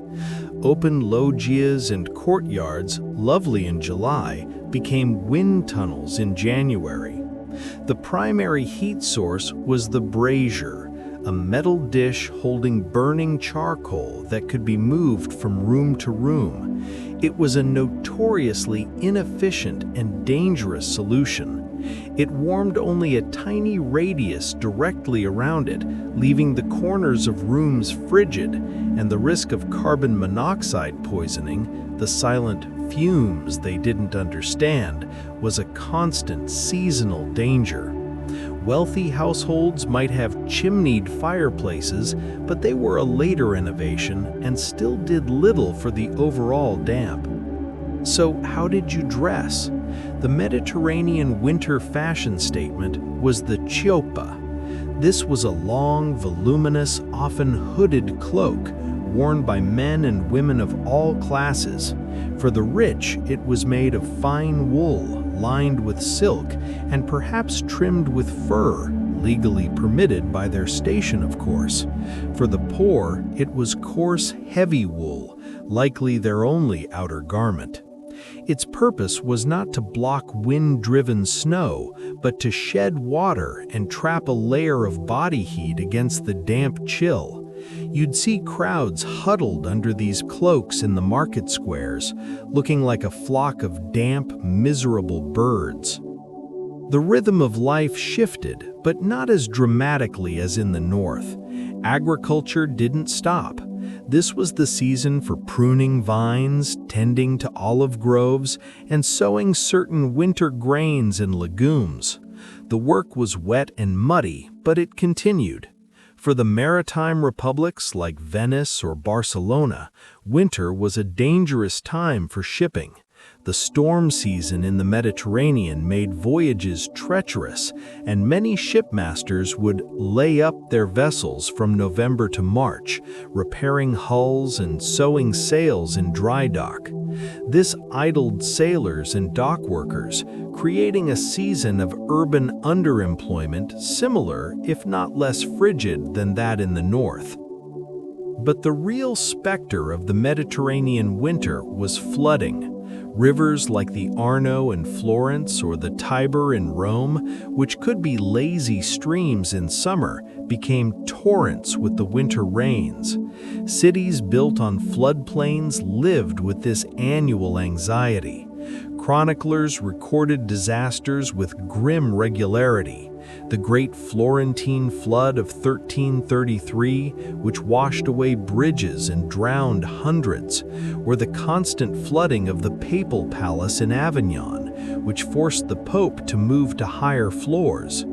Unlike the predictable, solid threat of snow, this was a chaotic, drowning threat of liquid mud that could arrive in the night. The diet shifted too, but with a different palate. The olive oil that fueled lamps and kitchens didn't freeze. Citrus fruits, a rare luxury in the north, might be available to the wealthy in places like Sicily or Andalusia, but the poor still relied on the triad of bread, legumes, and preserved fish. Sardines, anchovies, and tuna, salted and packed in barrels, were the Mediterranean equivalent of the northern stockfish, a vital, salty protein source. The lack of deep freezing meant fresh meat spoiled quickly unless consumed immediately after slaughter, so the autumnal pig slaughter was even more of a focused, preserve-it-now event. Culturally, winter was a time for a different kind of indoor life. In the courts of Renaissance Italy, this was the season for philosophical disputations, music, and the reading of poetry by the fire. The long, dark evenings in a Venetian palazzo might be spent in a studio, a small wood-paneled study designed for intimacy and conversation, heated by a brazier. The winter was when you proved your refinement not through feats of arms, but through feats of intellect and artistic patronage. And what if the holidays, Christmas in Rome or Valencia, was not a festival defined against the white, silent world? It was celebrated in a city that was merely colder and wetter than usual. The pageantry might involve processions through damp streets, the statues of saints wearing real fabric robes that would get spattered with mud. The festive hearth was less a necessity for survival and more a theatrical centerpiece. The experience of the Mediterranean winter teaches us that the season's hardship was relative. A temperature that would make a Norwegian feel comfortable in his tunic, say 45 degrees Fahrenheit, could be lethal to someone in a damp stone house with no fireplace, dressed in clothes designed for 95 degrees heat. The cold seeped in differently. It was a rheumatic ache rather than a sharp frostbite. It was a mold growing on your walls, a persistent cough, the feeling of never being truly dry or warm for months on end. So for every French chronicler writing in awe of a frozen Rhine, there was an Italian one writing in despair of a flooded Arno. Winter was not a monolithic experience. It was a spectrum of misery, tailored to the landscape. In the north, it was a sharp, visible, white enemy. In the Mediterranean, it was a dull, gray, soaking collaborator in decay. Both demanded respect. Both shaped routines, diets, and mindsets. And both, in their own ways, made the return of the spring sun feel less like a seasonal change and more like a divine pardon. We've seen how winter could freeze rivers, lock roads, and silence kingdoms. But there is another, more intimate form of frost, one that could creep not across the land, but into the mind of a king. In drafty, dimly lit palaces, where the gray light of a December afternoon did little to dispel the shadows in the corners, the season's isolation and gloom could act as a terrible magnifying glass on the frailties of those who wore the crown. Tonight, let's turn our gaze to a few royal figures for whom winter was not just a political or logistical problem, but a profound personal catalyst for chaos.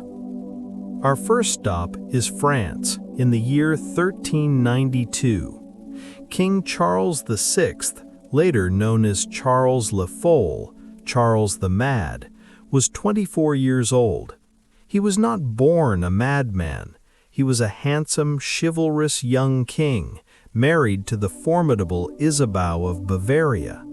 His reign began with promise, but the medieval mind was a fragile ecosystem, and the stressors of rule, paranoia, pressure, the constant hum of dynastic anxiety, could cause it to collapse under the right conditions.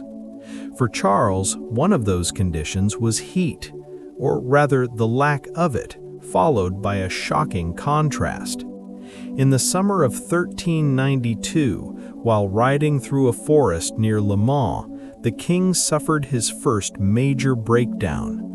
A leper reportedly shouted a warning at him, and Charles, already on edge, drew his sword and attacked his own entourage, killing several knights before he could be subdued. It was a terrifying, public shattering of the royal person. But it was the winters that followed that truly institutionalized his madness. His illness was cyclical. He would have periods of lucidity, then descend into prolonged fits. During these fits, he suffered from a series of delusions that were, in their own way, perfectly medieval. He forgot his own name and title. He ran howling through the drafty corridors of the Hotel Saint Paul in Paris, screaming that he was being pursued by enemies. Most famously, he became convinced he was made of glass. He believed he would shatter if touched or if he fell. To protect himself, he had iron rods sewn into his clothes to reinforce his glass body, and he refused to let people come near him. Now imagine this in winter.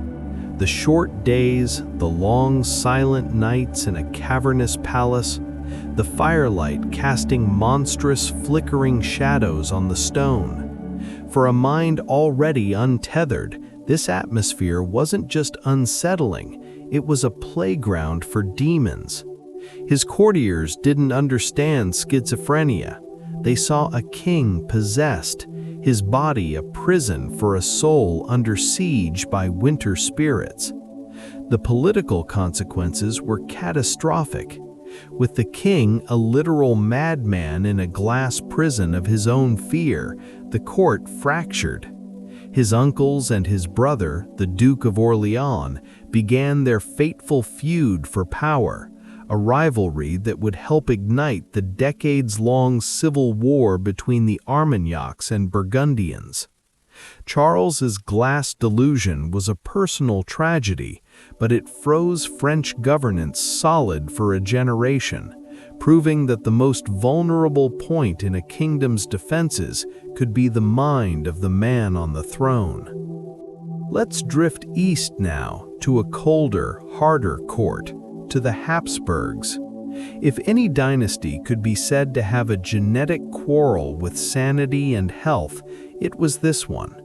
Their famous mandibular Habsburg jaw, the product of relentless inbreeding to keep power within the family, was more than a cosmetic oddity. It came with a host of physical and likely cognitive issues. And winter for the sickly Habsburg children was a ruthless gauntlet. Take Charles II of Spain, the last of the Spanish Habsburgs, born in 1661. His family tree was less a tree and more a wreath, twisted tightly upon itself.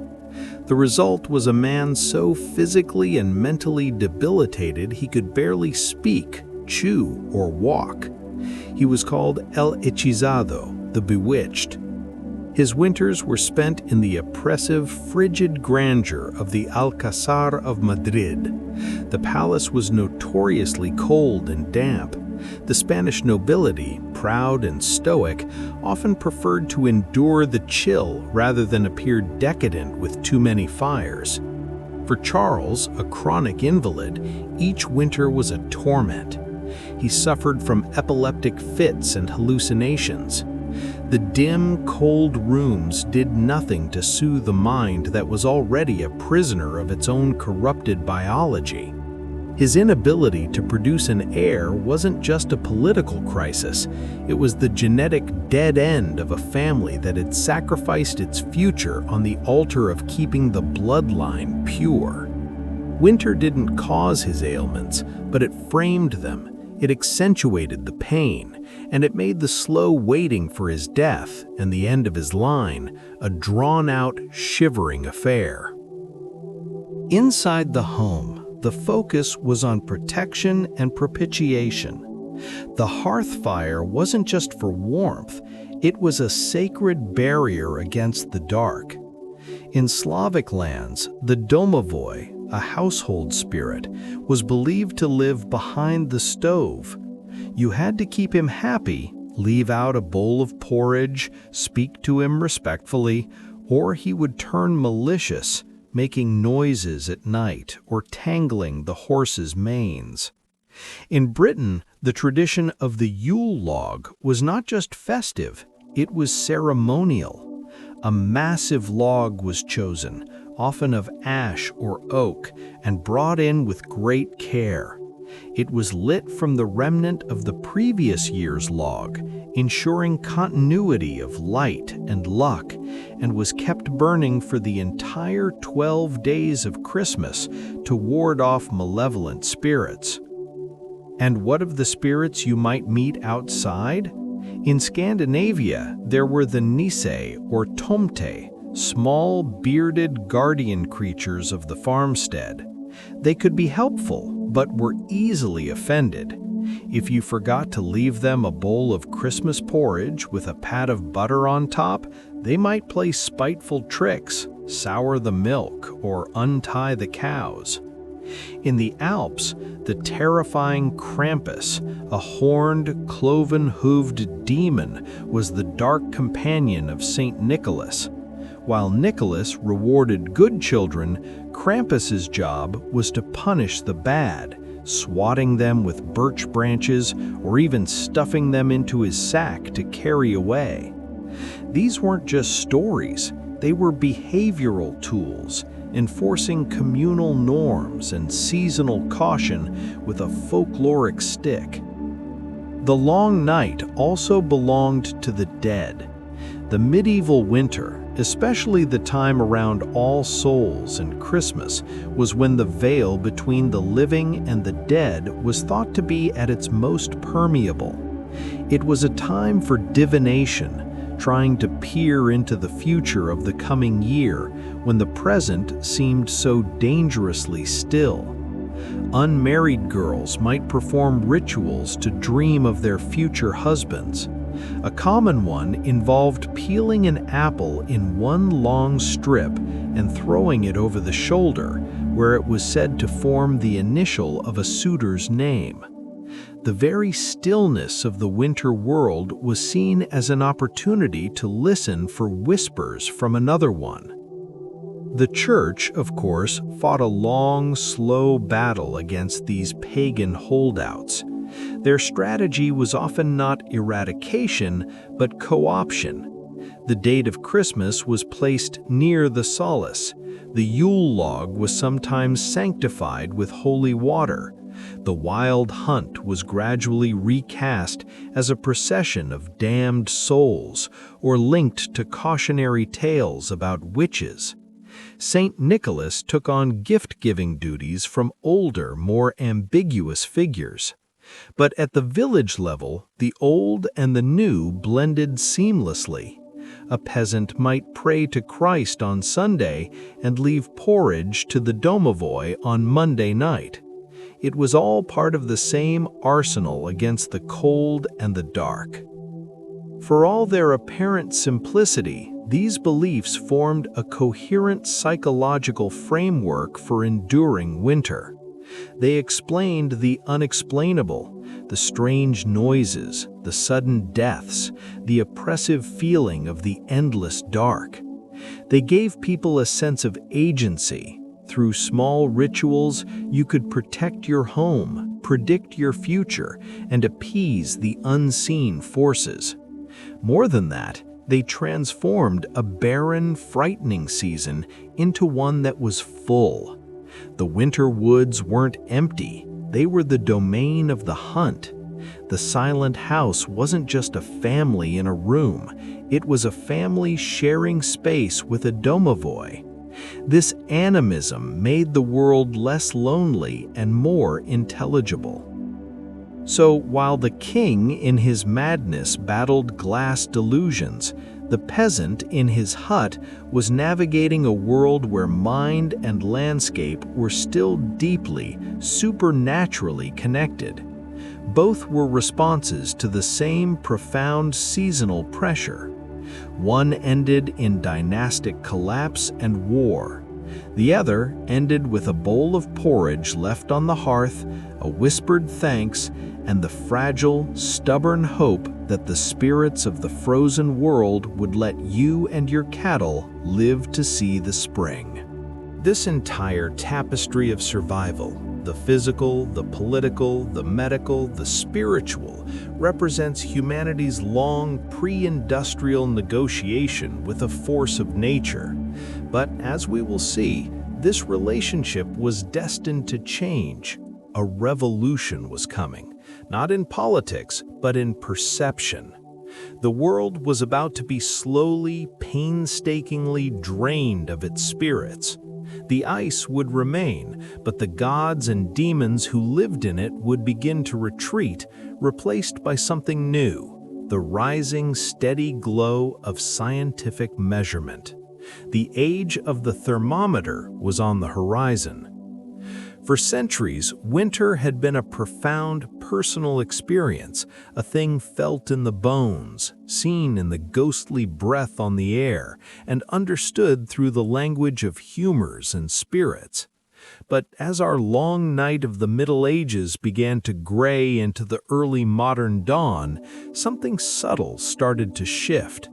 The world, and the cold with it, began to be measured. The subjective bitter frost described by a chronicler was about to meet its objective counterpart, the number on a glass tube. Winter was being taken out of the body and the soul and placed on a scale. The instrument of this quiet revolution was the thermometer, or rather its ancestors. In the early 17th century, inventors like Santorio in Padua, and most famously Galileo Galilei, were tinkering with devices called thermoscopes. These were simple glass bulbs with long necks dipped into water. As the air in the bulb warmed or cooled, the water level in the neck would fall or rise. They had no standard scale. They could show change, but not quantify it in a way you could communicate to someone in another city. They were philosophical toys, curiosities for the learned. Yet the idea was radical. You could see the temperature. This was part of a broader movement, the scientific revolution's insistence on quantifying nature. The same impulse that led Robert Boyle to study the pressure of gases led others to ask not just how cold is it, but how much colder is it today than yesterday? By the 1660s, more refined instruments with standardized scales began to appear, pioneered by scientists like Otto von Guericke and the Fellows of the Royal Society in London. For the first time, a freezing day in London and a freezing day in Florence could be described by the same number. Winter was becoming data. This new objectivity slowly bled into the culture of the elite. The gentleman scientist, often a wealthy landowner, might keep a weather diary. Robert Hooke, the brilliant, irascible curator of experiments for the Royal Society, designed a portable weather gauge. Suddenly, the harsh winter wasn't just a thing to be endured or a sign of God's displeasure. It was a phenomenon to be recorded, compared, and analyzed. The Great Frost of 1683–84, which froze the Thames solid for 2 months and hosted the famous Frost Fair with its streets of booths and printing presses on the ice, was now not only described in pamphlets, but also in the meticulous journal entries of men with thermometers. The cold was becoming a spectacle you could measure. This quantification coincided, and perhaps encouraged, a revolution in indoor comfort. The medieval Great Hall, with its central hearth and smoky ceiling, was becoming obsolete. The key innovation was the chimneyed fireplace, set against a wall rather than in the middle of the room. This, combined with more sophisticated flue designs, drew smoke away efficiently and radiated heat into the space. It made rooms warmer and cleaner. At the same time, glass windows became more common and of better quality in the homes of the wealthy. The casement window, with its diamond-shaped panes held in lead, was still drafty, but it let in light while keeping out the worst of the wind. For the first time, you could sit in a chair by a window on a sunny winter day and feel the sun's warmth without being in a howling draft. It was a small, profound luxury. These architectural changes enabled a new kind of winter social life: the salon, the coffee house, the library. The 18th century elite didn't just huddle around the fire. They created beautifully appointed, well-heated rooms designed for conversation, card games, and music. The Chinese-style wallpaper that became fashionable wouldn't have survived the damp and smoke of a medieval hall. It required a dry, temperate environment. The very aesthetics of comfort changed. Winter wasn't something you merely survived indoors.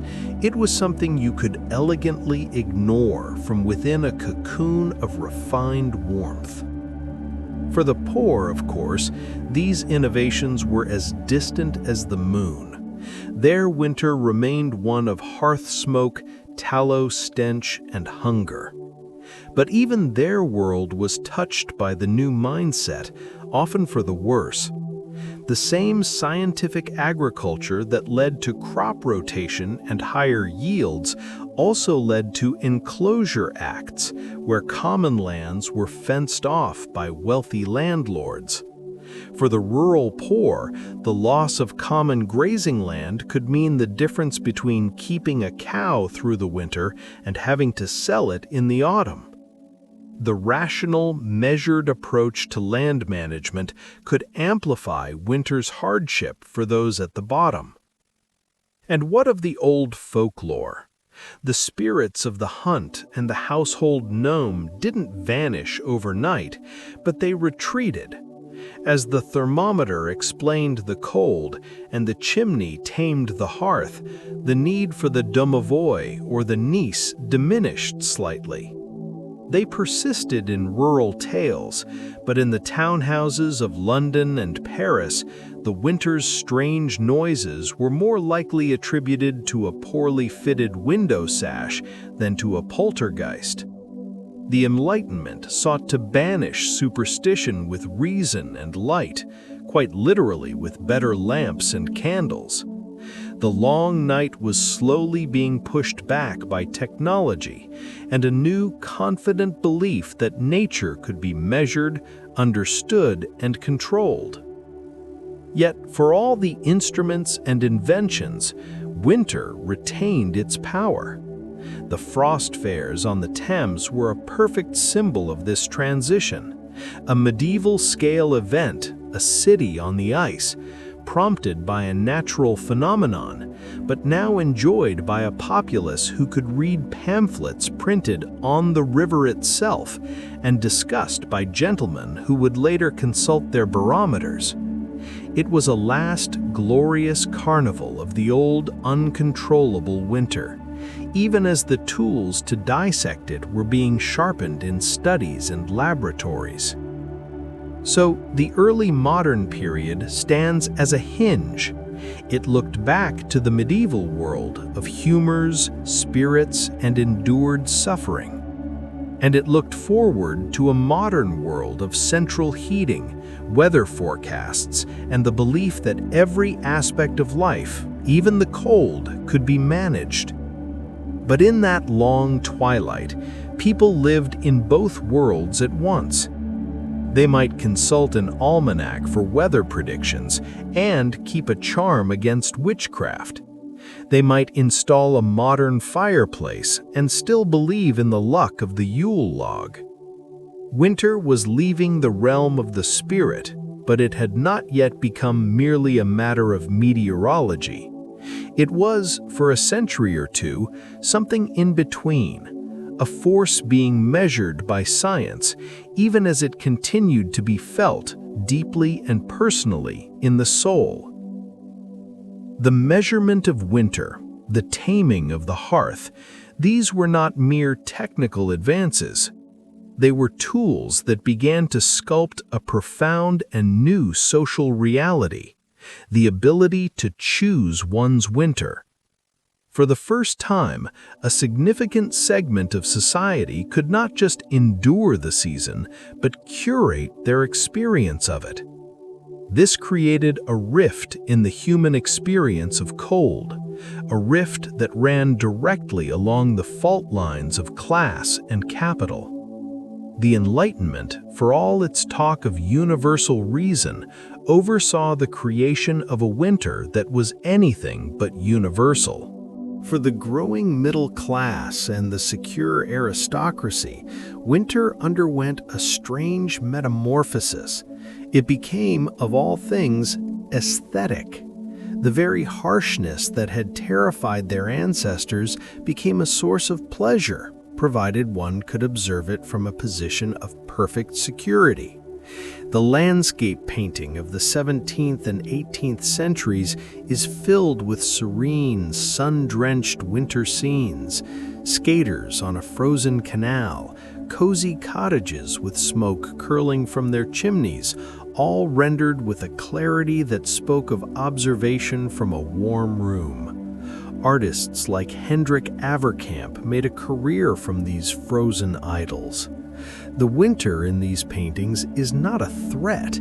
It is a backdrop for human leisure, its bite removed by the painter's and the patron's comfortable distance. This aestheticization bled into literature and philosophy. Jean-Jacques Rousseau, in his Reveries of a Solitary Walker, famously wrote of the sublime pleasure of winter walks, of the crisp air and the philosophical clarity it brought. What he failed to mention in his romantic musings was the likely presence of a servant following at a discreet distance, carrying a cloak and a flask of something warm, and the certainty of a well-heated study to return to. His winter was a conscious experiment in sensation, a far cry from the peasant's winter, which was an inescapable sentence to hard labor and want. The ultimate expression of this curated cold was the rise of winter sports and tourism. Skating, once a practical mode of transport in the Netherlands and elsewhere, became a fashionable social pastime. Elaborate manuals were written on the art of graceful skating. In the Alps, where mountain winters had been the private ordeal of isolated farmers, a new idea dawned, that the air itself could be medicinal. The first inklings of health tourism emerged, with the wealthy venturing to spas and mountain retreats, not in summer, but to take the winter air for its supposed bracing, curative properties. They were pioneering a relationship with winter that was voluntary, privileged, and divorced from survival. But nowhere was the disconnect more starkly theatrical than at the French court on the eve of revolution. In the 1780s, Queen Marie Antoinette, yearning for a simpler, rustic life, a popular aristocratic fantasy, had constructed on the grounds of the Palace of Versailles the Hameau de la Reine, the Queen's hamlet. It was a picturesque working farm with a mill, a dairy, and cottages built in a deliberately rustic style. Here the Queen and her ladies would play at being milkmaids and shepherdesses. Now imagine this in winter, while the real peasants of France shivered in genuine hovels, facing grain shortages and a relentless tax burden. The Queen could don a charming fur-trimmed version of a peasant's dress and experience a sanitized, aestheticized winter countryside.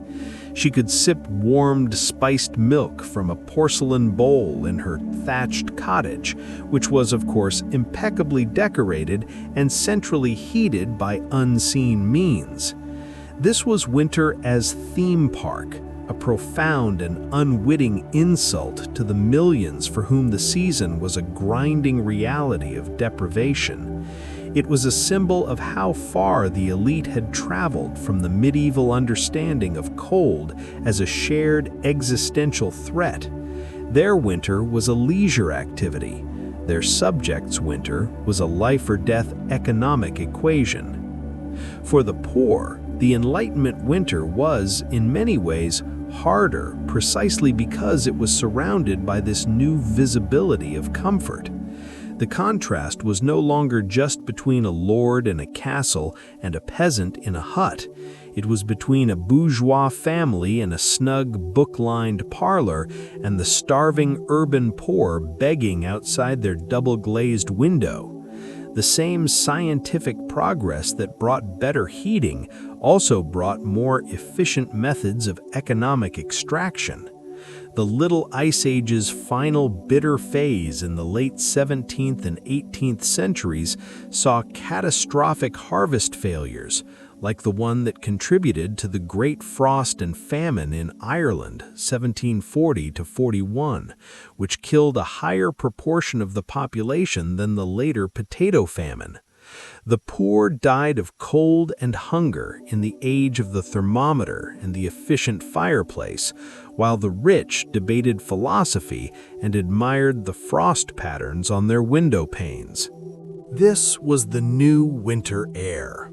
It wasn't clean or bracing, it was choking, claustrophobic, and lethal. Respiratory diseases, always winter's companions, found a powerful new ally in pollution.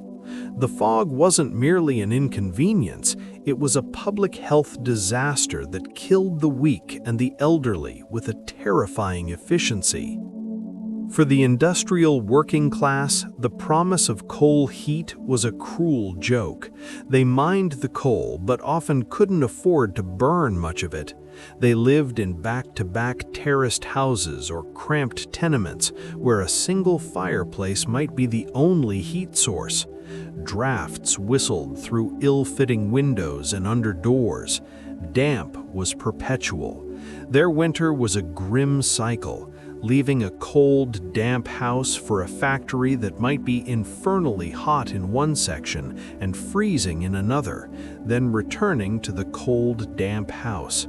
The choice was often between warmth and food. Buying an extra scuttle of coal meant less for the pot. Child mortality in these urban slums spiked every winter, a stark statistical testament to the failure of the industrial utopia to deliver on its thermal promises. The very technologies that were meant to insulate humanity from nature created new, profound vulnerabilities. Cities became dependent on complex systems, coal trains, gas lines, water pipes. A severe frost could crack water mains, paralyzing a city's sanitation. A blizzard could stop the coal trains, triggering a panic. In 1879, a brutal winter storm famously stopped the Flying Scotsman train in drifts, stranding passengers who represented the height of technological modernity in a situation a medieval traveler would have found familiar. The more complex the system, the more spectacularly it could fail when winter threw a simple, age-old problem at it. Perhaps the most profound change was psychological. The pre-industrial person lived within the season. Their routines, their fears, their joys were shaped by it. The industrial person, especially the office clerk or factory worker, was increasingly forced to ignore the season. The factory whistle blew at the same time in July and January. The office demanded your presence regardless of a foot of snow outside. Winter became less a natural force to be respected and more a commuting problem, an obstacle to economic productivity. The natural rhythm was overridden by the mechanical rhythm of the clock and the machine. Yet, in the teeth of this new, grimy winter, people still sought joy. The frost fair gave way to the ice rink, a commercialized, contained version of frozen pleasure.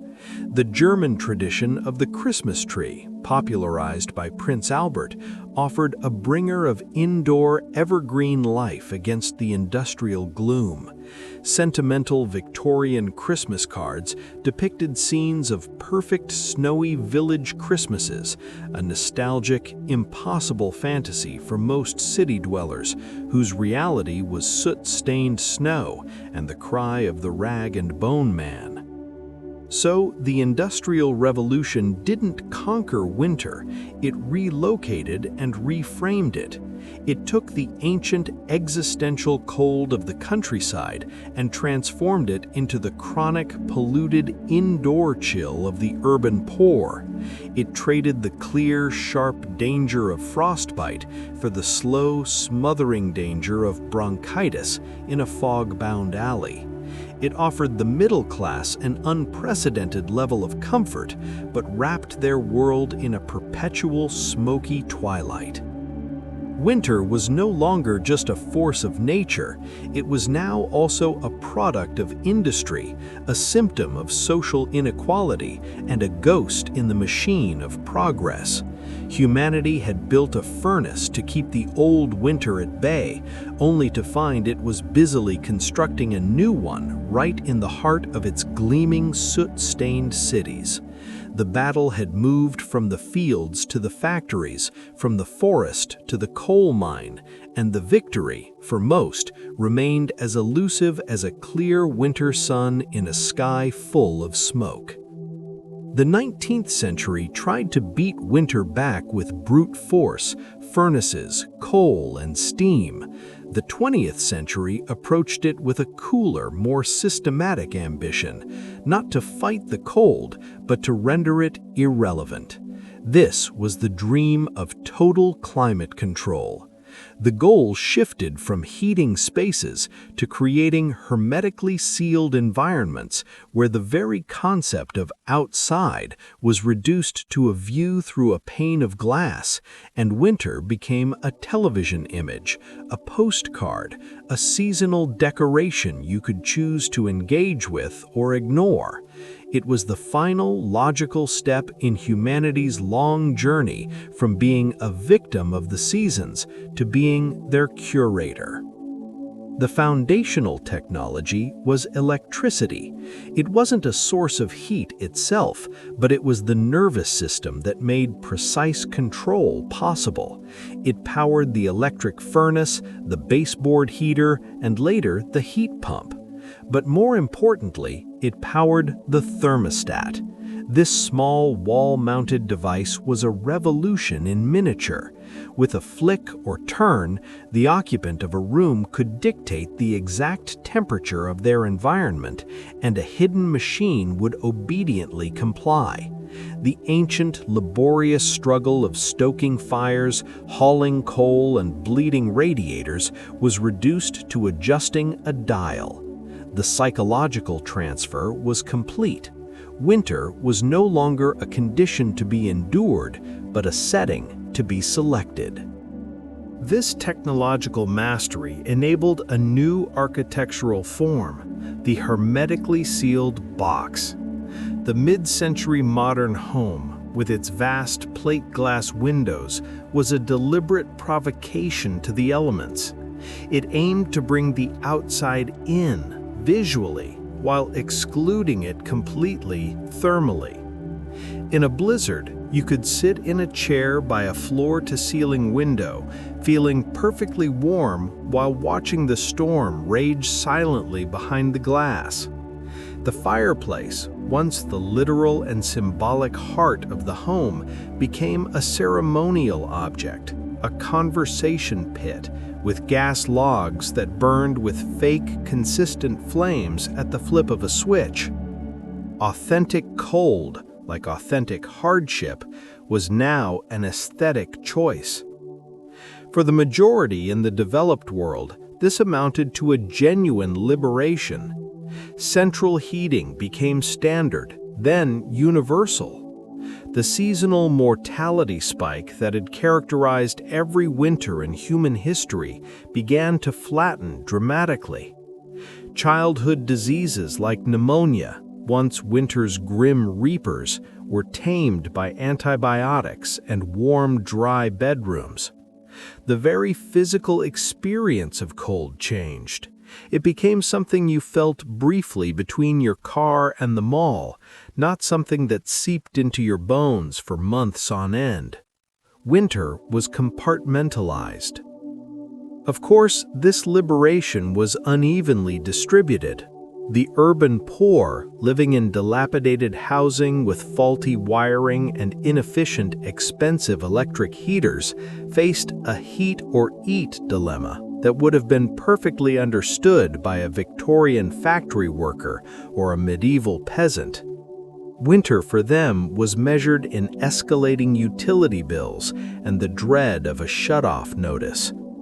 The modern safety net, fuel assistance programs, housing codes, was a patchwork attempt to manage what technology alone could not solve: poverty. And then there were the new, spectacular systemic failures. The more intricate and interdependent the climate control grid became, the more catastrophic its collapse. The northeastern blackout of 1965, which left 30 million people without power in a November freeze, was a stark lesson. Overnight, the trappings of modern winter, the electric heat, the lights, the elevators in towering apartment blocks, vanished. People burned furniture in fireplaces that had never been used, huddled in cars to run the heater, and rediscovered, briefly, the vulnerable community of a pre-industrial cold snap. The Texas power grid failure in 2021 was an even more profound lesson in fragility. A state proud of its energy independence found its digitally managed systems shattered by a winter storm of a severity its planners had deemed statistically improbable. The thermostat, it turned out, was only as reliable as the vast invisible network behind it. Culturally, winter underwent its final transformation into leisure product. The ski industry exploded, transforming alpine hardship into a packaged, luxurious holiday. Snowblowers banished the chore of shoveling. Weather forecasting, powered by satellites and supercomputers, turned the capriciousness of storms into a predictable spectacle tracked on apps with minute-by-minute precision. You could now watch the winter coming on your smartphone, a detached observer of the atmospheric drama. The old folkloric terror of the blizzard was replaced by the winter storm warning, a government alert that prompted a run on bread and milk at the supermarket, a secular ritual of preparedness that was itself a kind of comfort. Yet in this world of controlled climates, a strange nostalgia emerged. The very people who lived in perpetually 72-degree homes developed a longing for authentic winter experiences. They bought expensive down jackets to wear on their short walk from the heated garage to the heated office. They paid for weekend trips to log cabins with, ironically, genuine wood-burning fires. The hygge trend, the Danish concept of cozy contentment, became a global marketing phenomenon, a commodified longing for the very kind of intentional, hearth-centered warmth that had been a necessity for survival for millennia. Having eliminated real winter hardship, we began to manufacture a simulated version of its cozier aspects. So, at the end of this long journey from the medieval freeze to the modern thermostat, what are we left with?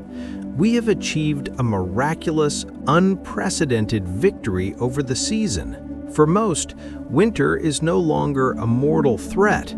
But in winning that war, we have perhaps lost something: the profound collective rhythm that once bound human life to the turn of the earth.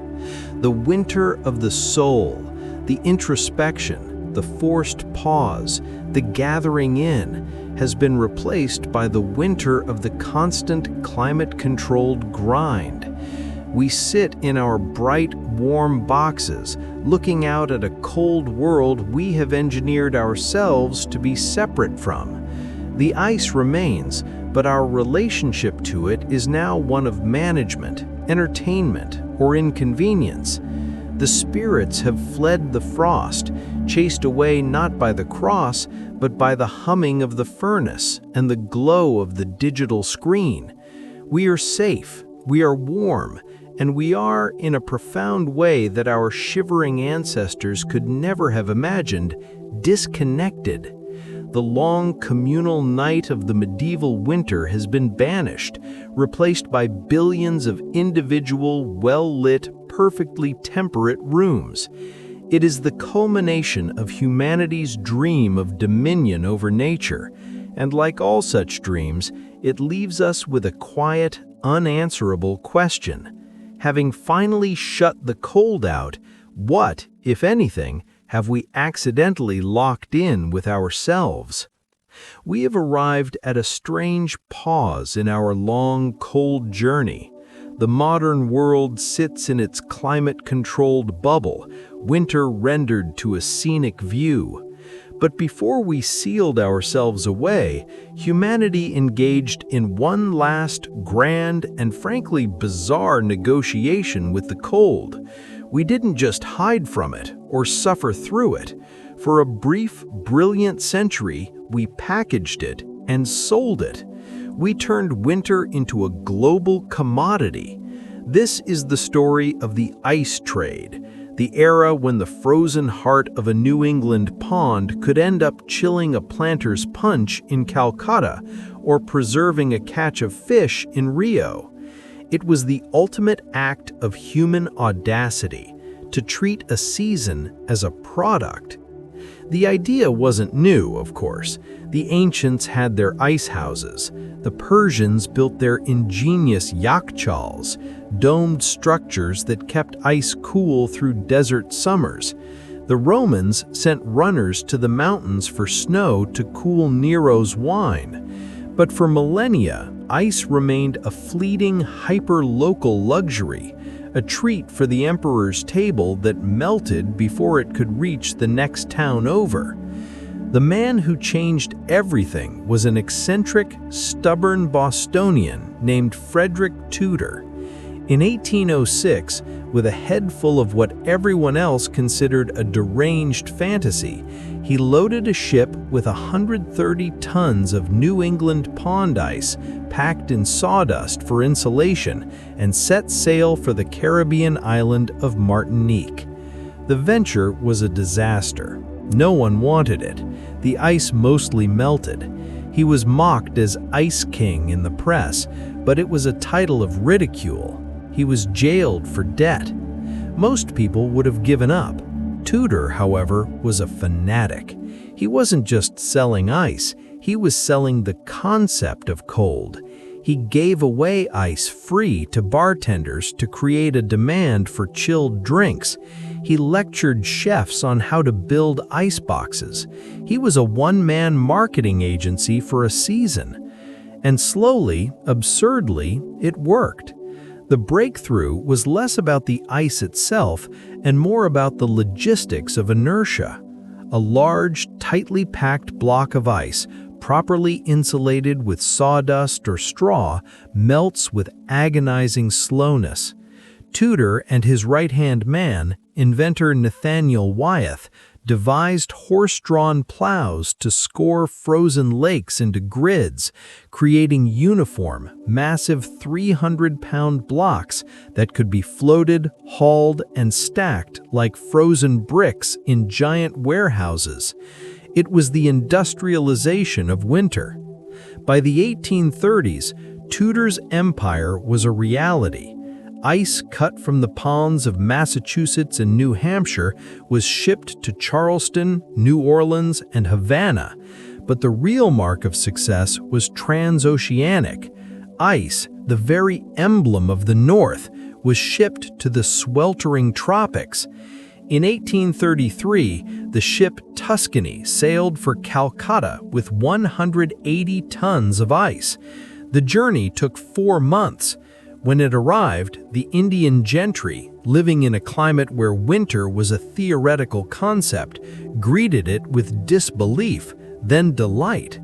Soon, Boston ice was chilling the drinks of British colonists in Bombay and was enjoyed by Queen Victoria herself.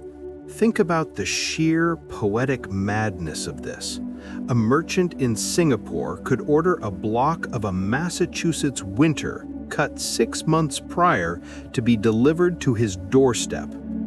The weather of one continent became the beverage service of another. The global food chain was born in those sawdust-packed holds. Suddenly, American beef could be shipped to Europe. Fresh fruit and dairy could travel beyond the farm. The ice trade didn't just provide cold drinks, it built the cold foundation of the entire modern food industry. Winter, harvested and exported, was what made the global pantry possible. But this new industry had a dark, Dickensian underbelly. The work of harvesting was brutally dangerous. Men worked on shifting ice in freezing winds, wielding sharp saws with numb hands. The 300-pound blocks could slip, crushing limbs or dragging men into the frigid water. This was not a romantic winter idyll. It was extractive industrial labor where the resource being mined was the temporary solidity of a lake. And of course, the luxury at the end of the chain, the chilled champagne, the ice cream, the perfect oyster on a bed of ice, was reserved for the wealthy of Boston, London, and Calcutta. The men who cut the ice likely couldn't afford to waste a sliver of it. This golden age of harvested cold was doomed from the start because it was built on a contradiction, using 19th century industrial might to deliver a pre-industrial product. The very ingenuity that created the ice trade would kill it. Concerns grew about the purity of pond ice, contaminated by sewage and industrial runoff. More importantly, the scientists and tinkerers were closing in on a better idea: making cold on demand. Enter Dr. John Gorey, a physician in the fever-ridden port of Apalachicola, Florida. Desperate to cool his malaria and yellow fever patients and frustrated by the exorbitant cost of shipped ice, he spent years building a machine that could make ice mechanically. In 1851, he patented a refrigeration device. It was mocked by the powerful ice shipping lobby and ignored by investors. Gorey died in poverty, a failed visionary. But the seed was planted. By the 1870s, commercial ice-making machines were a reality. You no longer needed to wait for winter and brave a frozen lake. You could manufacture summer's enemy in the heart of summer itself. The domestic refrigerator delivered the final blow. The icebox, that insulated cabinet dependent on the weekly delivery of a sweating, melting block from the Iceman, gave way to the humming, self-contained appliance. The ice trade didn't vanish overnight, but it shrunk from a globe-spanning empire to a niche business. The great ice warehouses stood empty. The skills of the ice plowman became as obsolete as those of the medieval thatcher. So, what does the ice trade teach us in our long meditation on winter? It represents a brief transitional phase. It was the last moment when winter was still a physical, tangible thing you could hold in your hands, a raw material to be extracted and traded like timber or coal. It bridged the world of nature and the world of machine. It showed humanity's relentless drive to master an element, not by hiding from it, but by capturing its essence and selling it to someone in a hotter climate. It also underscores a recurring theme, the disconnect between the experience of winter and its benefits. The icy peril of the harvest was felt by the worker on the lake. The delightful chill was enjoyed by the elite in the colonized port.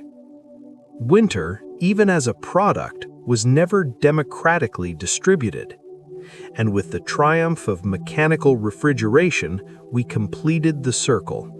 We started in a medieval world where you had to move with the winter, then to a world where you could move winter itself across oceans, and finally to our current world where we've eliminated the need for the season altogether.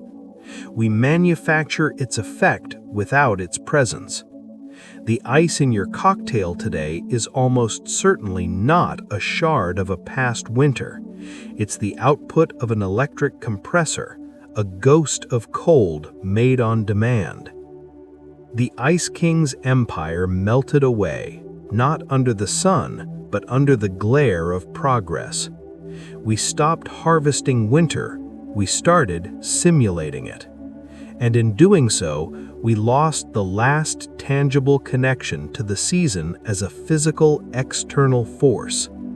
It became just another service, another utility, flicked on with a switch. The great, silent global trade in frozen water is over. All that remains is the quiet hum of the fridge, a tombstone for the age when we thought we could box up a season and sell it by the pound. And so we arrive here, in our own moment. We have journeyed from the mortal dread of the medieval freeze to the curated chill of the climate-controlled present. We sit in our perfect 72-degree bubbles, masters of our immediate atmosphere, but float for a moment to the window and look outside. Something is off. The ancient, predictable rhythm is faltering. The script winter followed for millennia is being rewritten, not by gods or spirits, but by the collective exhaust of our own species. We have entered the age where humanity is not just experiencing winter, but actively, if unintentionally, editing it. Welcome to the Anthropocene winter, a season of profound and unsettling paradoxes. The first paradox is one of insulation versus vulnerability. We have never been better at keeping the cold out of our homes, yet we have never been more vulnerable to winter's disruptions on a systemic scale. Our civilization is a vast, interconnected machine that assumes certain parameters. It assumes ports don't freeze solid in Texas. It assumes ski resorts in the Alps will have snow in February. It assumes the permafrost will stay, well, permanent. When winter behaves in a way that falls outside these narrow historical expectations, when it delivers a polar vortex event that plunges the Midwest to minus 50 degrees Fahrenheit, or when it fails to deliver any snow to a Mediterranean resort, our hyper-specialized systems shudder and crack. We built a world for the winters of the past, and we are now encountering the winters of a new, unstable future. The thermostat on the wall is a marvel, but it is powerless against a collapsed power grid triggered by a freak ice storm. This leads to the second paradox, nostalgia versus loss. Having sealed ourselves off from authentic winter hardship, we now fetishize its aesthetic. We crave herg. We binge-watch shows about survival in the Arctic. We pay premium prices for a weekend in a real log cabin. Yet the very thing we're nostalgically chasing is receding because of the way we live the other 51 weeks of the year. The iconic, predictable winters of storybooks, deep, consistent snows from December to March, reliable frost fairs on the Thames, are becoming statistically anomalous.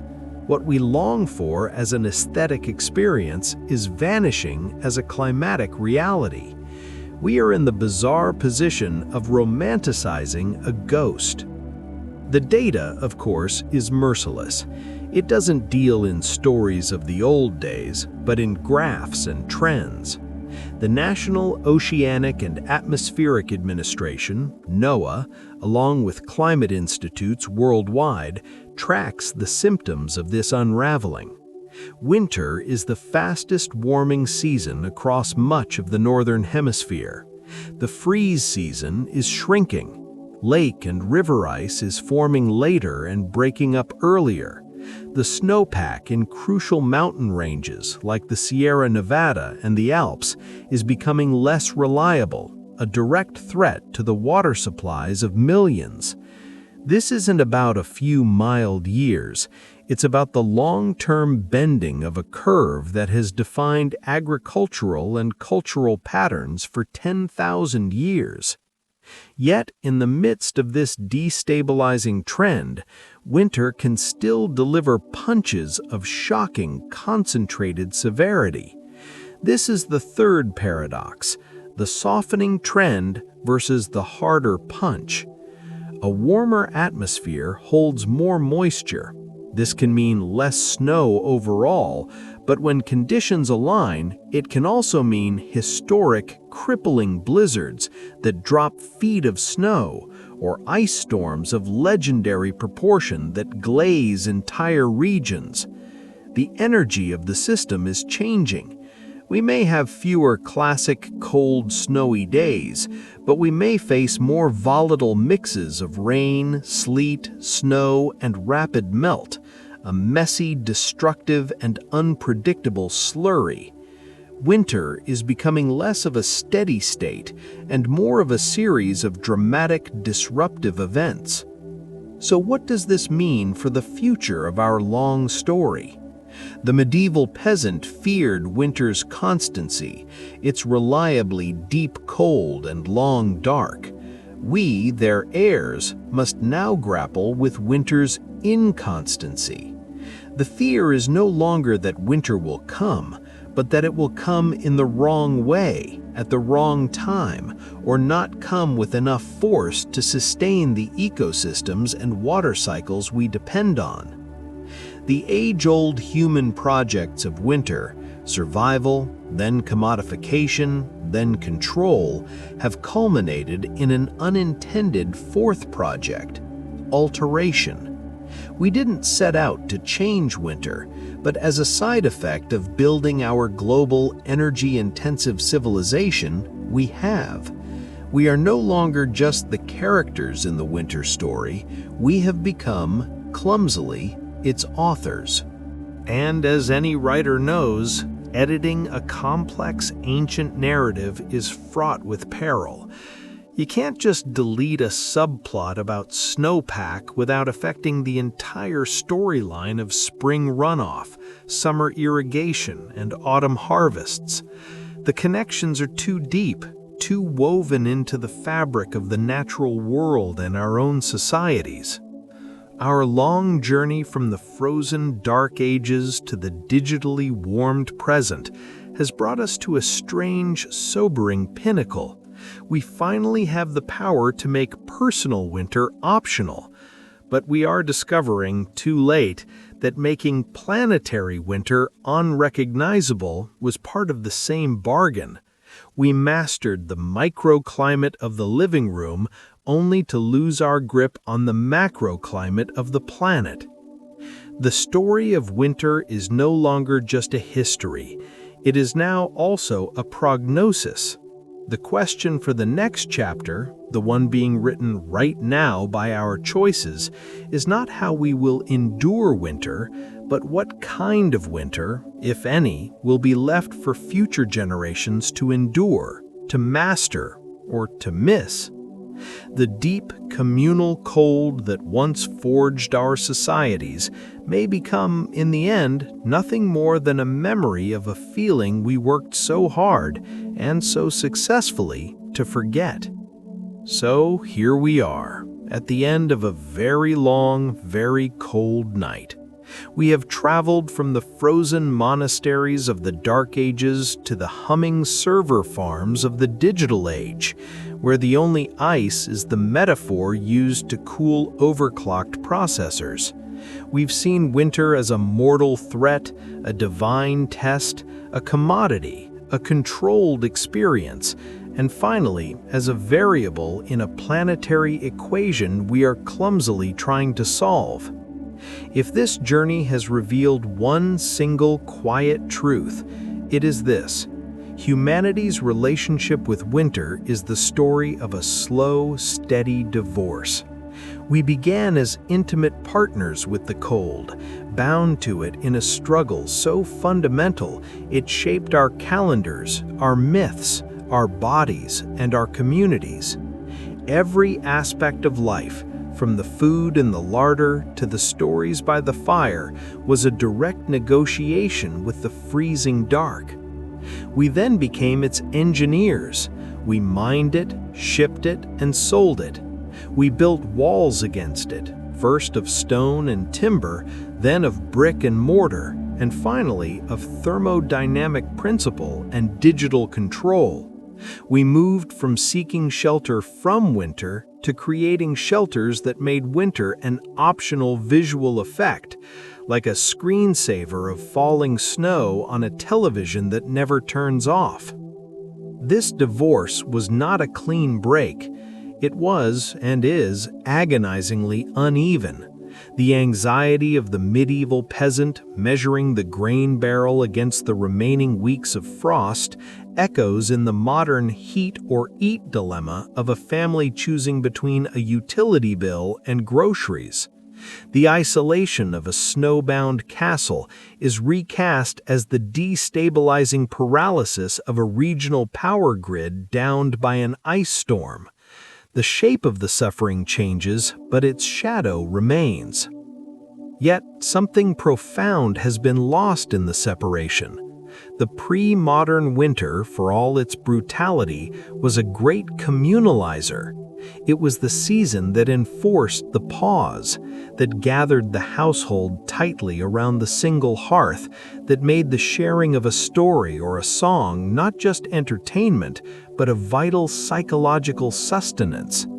The harvest festival, the 12 days of Christmas, the blessing of the candles at Candlemas, These were not just holidays, they were strategic psychological resets, communal flares sent up against the long darkness. Winter sorrow was a shared burden, and thus a slightly lighter one. Our modern winter is experienced in fragments and often in solitude. The office worker looks up from a spreadsheet to see snow falling past a window that cannot be opened.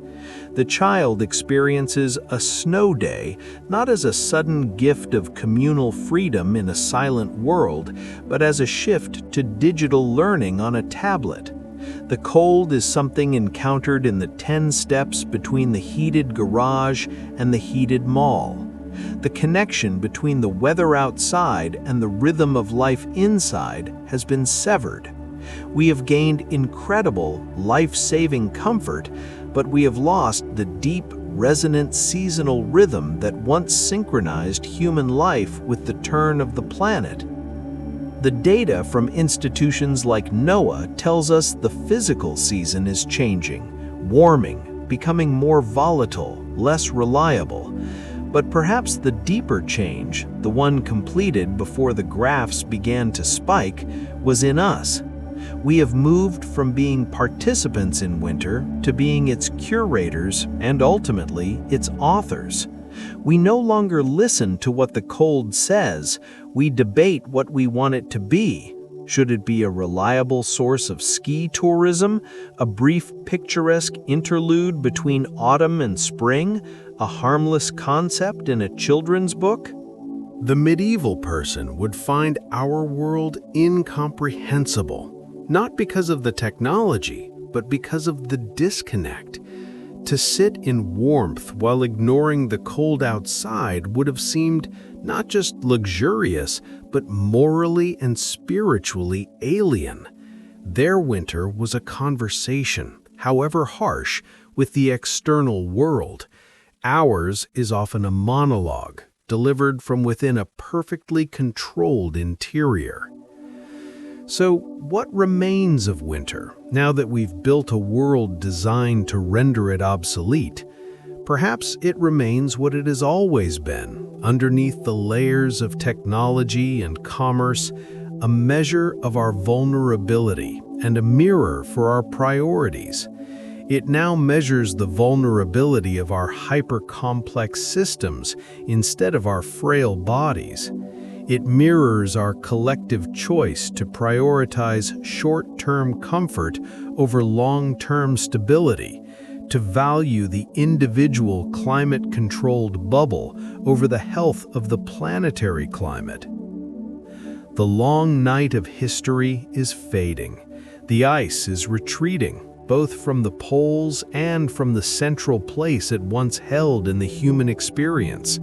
We stand at the window of our warm, well-lit present, looking out at a season that is growing quieter, stranger, and less familiar with every passing year.